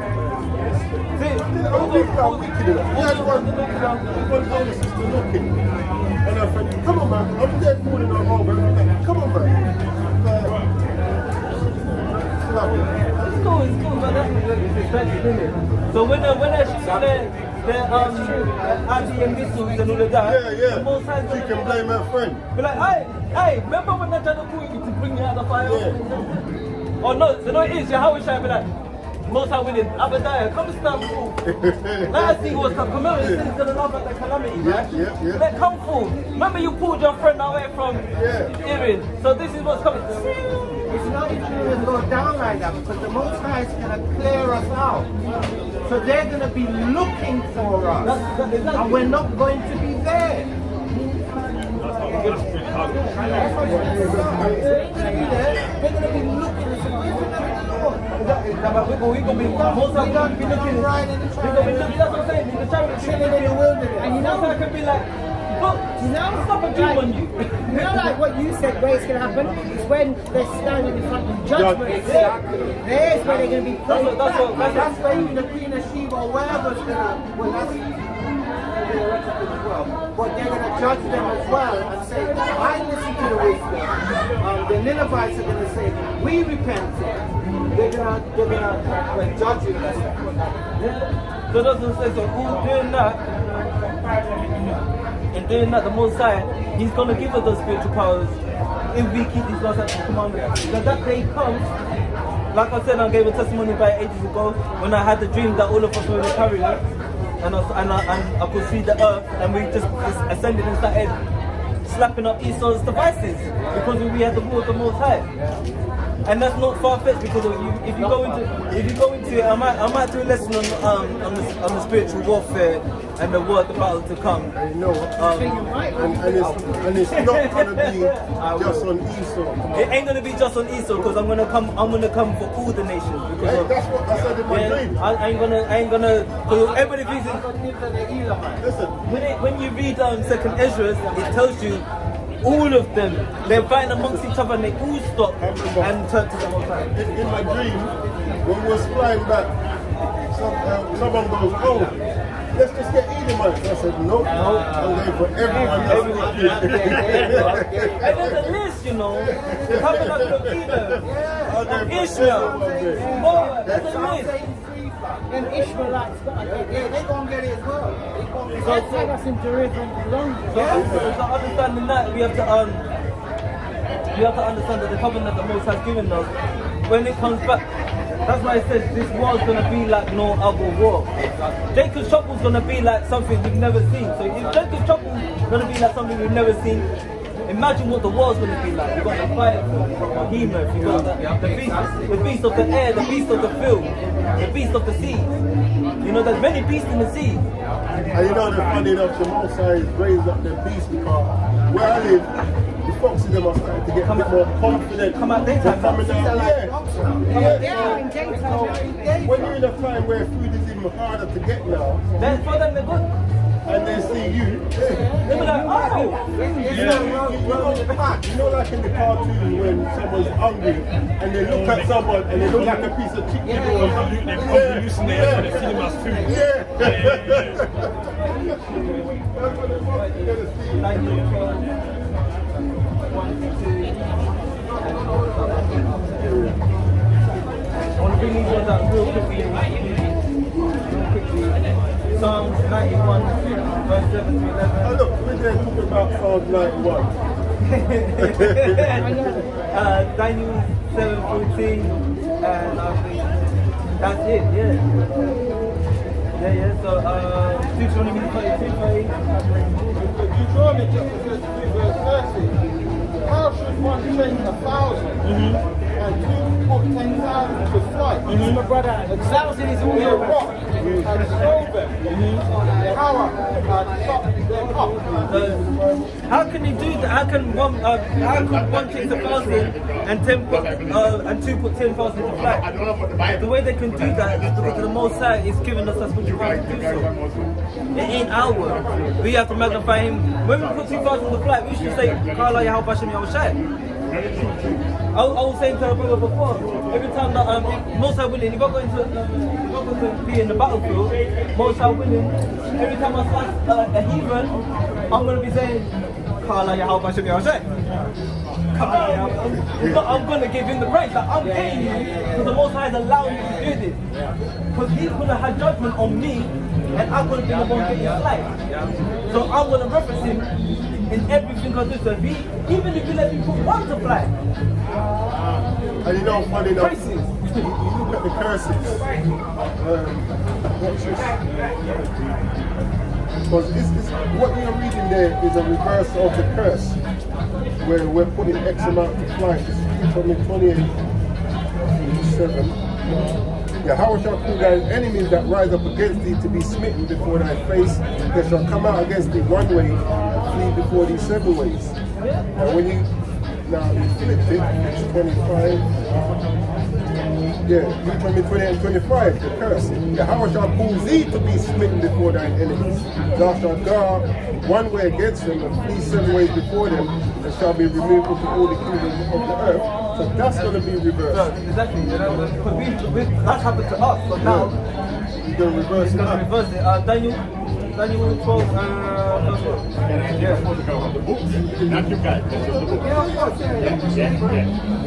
So here's the book of Daniel, chapter 12,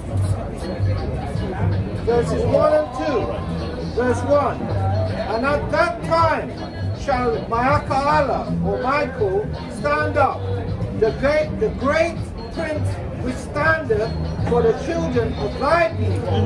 And there shall be a time of trouble, such as never was since there was a nation, even to that same time. So even the archangel Michael, Allah is going to stand up for us, man. The angels are our brethren. So can you imagine we're going to be fighting alongside angels. That and the angel, if you read about angels, everyone, it's not no cherubims with pink faces and their bums showing and little wings. It's none of them things. They're dreadful. They're terrible to look upon. Was it Eliezer's mom that fainted? She said, "Lord Jesus!" Like, because you know, and everyone else said, "Yeah, how was that? I see the angels," and then she run back and think, "Yo, they're lying to us. That ain't no blonde hair, blue eyes, with wings like that. You know, this thing was." It was a real thing, fam. You see how that in America, real thing. They were getting shook when they said they saw them thing. That's what they're going. But we're gonna be fighting alongside them. I don't want to fight. And it's not gonna be like the films them that Esau makes, where all of a sudden the aliens come, and then somehow you manage to defeat these extraterrestrial beings. No, independent that's got better flipping weaponry than you. Shields as well, that makes your weapons and nothing. Read. And at that time, thy people shall be delivered. That's when we're gonna. Well, you know, the other day they had the Jamaican Independence Day. That's just a foolishness that they tell you. We're not independent. So when Yahweh returns, then we're going to be properly independent. And at that time, thy people shall be delivered, every one that shall be found written in the book. Yeah, so written in the book, everyone that can be delivered, written in the book is keeping the law, statutes, and commandments, referencing to Revelation chapter 22.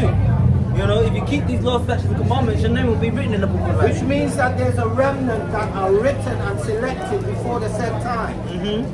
Verse 2? Verse 2. And many of them that sleep in the dust of the earth shall awake, some to everlasting life, and some to shame and everlasting contempt. So some to be cooling, and some to be chosen. Right. And if anybody read Revelation 20:12 to 14, it goes into it as well. Quickly get Psalms 91, verse 7 to 11. Psalms 91 and verse 7, and it reads, 1,000 shall fall at thy side, and 10,000 at thy right hand, but it shall not come nigh thee. So people are going to be, like in that time of Jacob's trouble, if you're keeping the law, statutes, and commandments, people are going to be dead around you.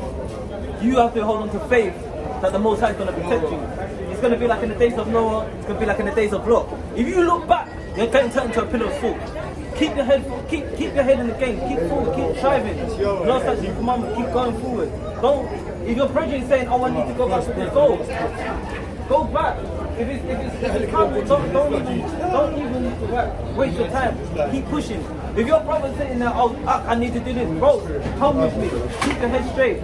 If it happens that you're pulling him along and then you just feel like he's turning into air, keep walking. Yes, it's gonna be heartbreaking, but keep walking. You think Lot didn't cry when his wife got turned into a pillar of salt? The man must have been bawling, but he had a mission. Because he knew that endurance is going to save his life. If you think about it, Lot was kind of hanging on, you know. It tells in the scripture that he lingered. That the angels had to take him down to grab him by his hand and drag him out. You know, a lot of our people ain't going to have that opportunity. You know what I'm saying? They linger. You know, you want to linger. It says Psalms 119, 59 and 16 speaks about, "I made haste and delayed not to keep thy commandments." Yeah, exactly. You know, you can't think you're going to have the same mercy that Lot had. Yeah, exactly that. It's not going to be like that. So your brother's telling you, I need to go back for this, and you're pulling them, dragging them along. You're trying to be that end. The Most High might just go and turn him into dust in your arms. You can't look back, keep going. But the Most High be like, "I'm not dealing with him, I'm dealing with you." Keep moving. Keep reading. Verse 8, only with thine eye shalt thou behold and see the reward of the wicked. Exactly. So go ahead, keeping the law, statutes. If you keep my laws, you're going to see the downfall of the wicked. The prophets that come before you, they pray to see that day in their time. But they didn't get this until now. Especially when they're prophesying of things that sound strange. Arrow that flies from one end of the earth to the other. Like, Exactly. With us, we can at least we can put scripture to reality now. Yeah, you know what I'm saying? But us, we can, it's clear, but our people are still stiff-necked to not even understand that. Comprehend? So read. Verse 9, because thou hast made the Lord which is my refuge, even the Most High, thy habitation. Yeah. Verse 10, there shall no evil befall thee, neither shall any plague come nigh thy dwelling. Verse 11, for he shall give his angels charge over thee to keep thee in all thy ways. So set a hedge around you so nothing can reveal regardless. In that time you enjoy to the end, the Most High is going to set the hedges up against you. Angels of the Lord that come around them that fear Verse him. Daniel 7 and 14. Nah.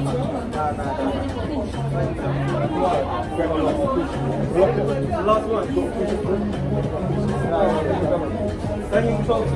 Daniel 17.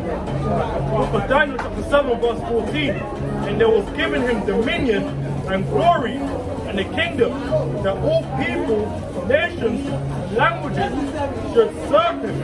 His dominion is an everlasting dominion which shall not pass away, and his kingdom that which shall not be destroyed. I'm going to leave it there because that's going into the next lesson that I'll be teaching when Yahweh Shai comes back, and he's going to come back as a man of war. That's going to be. you're teaching it before he comes back.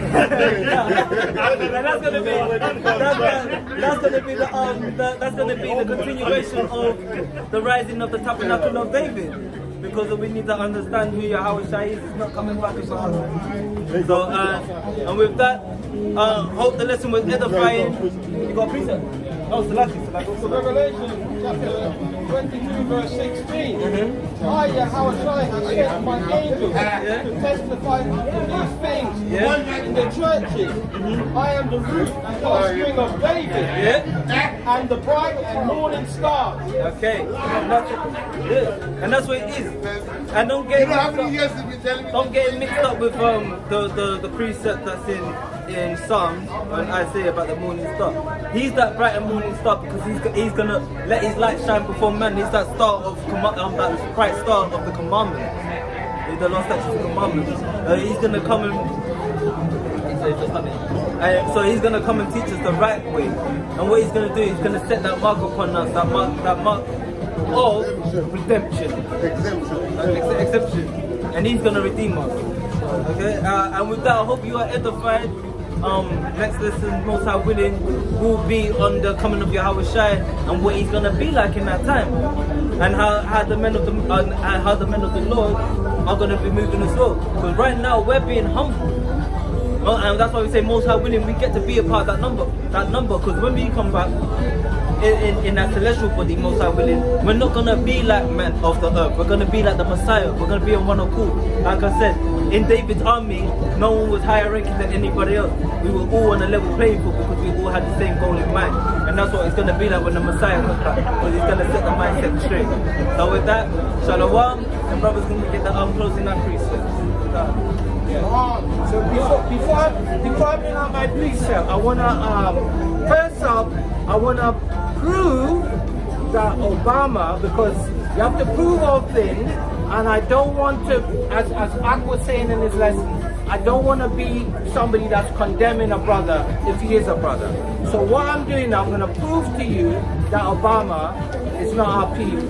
So if you go on YouTube and you watch the video where President Obama and his family, his wife, his kids and his mother-in-law went to El Mina Castle in Ghana, and his wife was in the point of no return, that's the chamber underneath the castle, he declared out of his mouth when his wife said, I'm feeling so bad because my ancestors was here, he said, not my ancestors. So he announced that his people were not the ones that went into transatlantic slavery.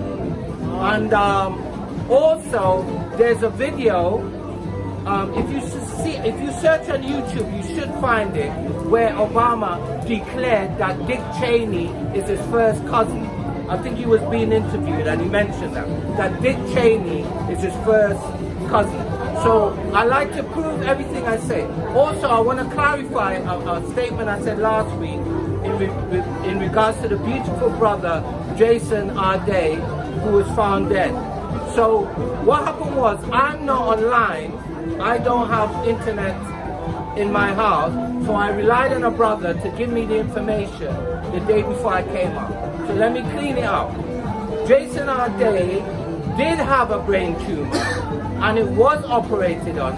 However, it happened in 2015, and how I know that is because I went into Wikipedia and I downloaded the Wikipedia Jason Arday PDF, and in it, it's got all the information on the brother. It also has a link to get his thesis, which he did in 2015, which I'm in the process of reading. And that's how I know that he had a brain tumor and he had it removed and he lost his memory, and in 2 weeks' time he had to relearn his thesis because he had to defend it in front of his peers. So I just wanted to clean that up. Okay, so now let's get to the precept. So I'll go to the book of Proverbs 20 and 24, and it reads, man's going of the Lord Yahweh, how can a man then understand his own way? Deuteronomy chapter 13 verse 2, and shall return unto the Adonai Yahweh thy power, and shall obey his voice according to all that I command you this day, thou and thy children, all thine heart and all thy soul. Luke chapter 15 and verse 10. Likewise I say unto you, there is joy in the presence of the angels of Yahweh over one sinner that repents. You know what they say, one call for the gospel. The book of Hebrews chapter 10 verse 31. It's a fearful thing to fall into the hands of the living power. The book of Psalm chapter 50 verse 22. Now consider this, ye that forget Yahweh, he shall tear you in pieces, and there be none to deliver. Straight in, 10 toes down. Proverbs 4:7. Not making them come. Wisdom is the principal thing. Therefore, get wisdom, and with all thy getting, get understanding. Not overstanding.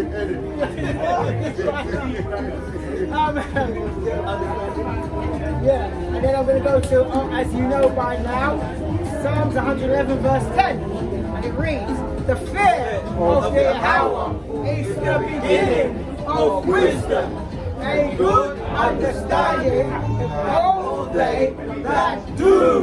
He's the mark, his praise is glory. I will love you. I will love you. Yeah, I know.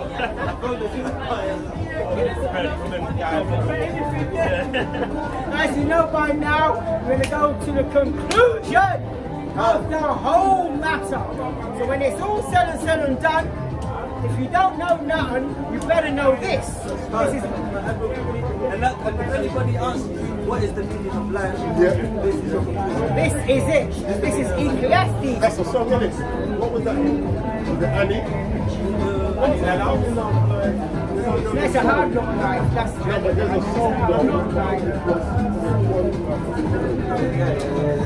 Anyway, this is the conclusion of the whole matter. This is Ecclesiastes chapter 12 and verse 13. And it reads, let us hear the conclusion of the whole matter. Fear Yahweh and keep his commandments. For this is the whole duty of man, every Israelite, man, woman, and child. Verse 14, for Yahweh shall bring every work into judgment with every secret thing, whether it be good or whether it be evil. And there you have it. But be judged for good, do not be judged for evil. Lord willing, the lesson was edifying. Father, for everyone that tuned in. Father, for the precepts. What was it? 1 Corinthians 9:25. Did I read this? No, not that they which.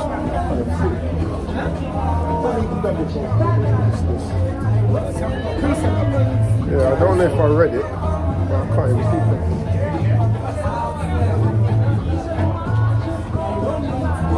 Let's be Ephesians 9:24 says, "Know ye not that they which run in a race run all, but one receiveth the prize, so run that ye may obtain."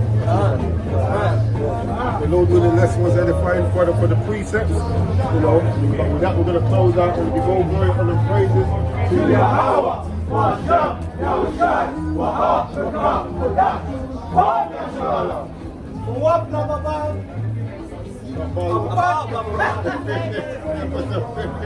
And guess what?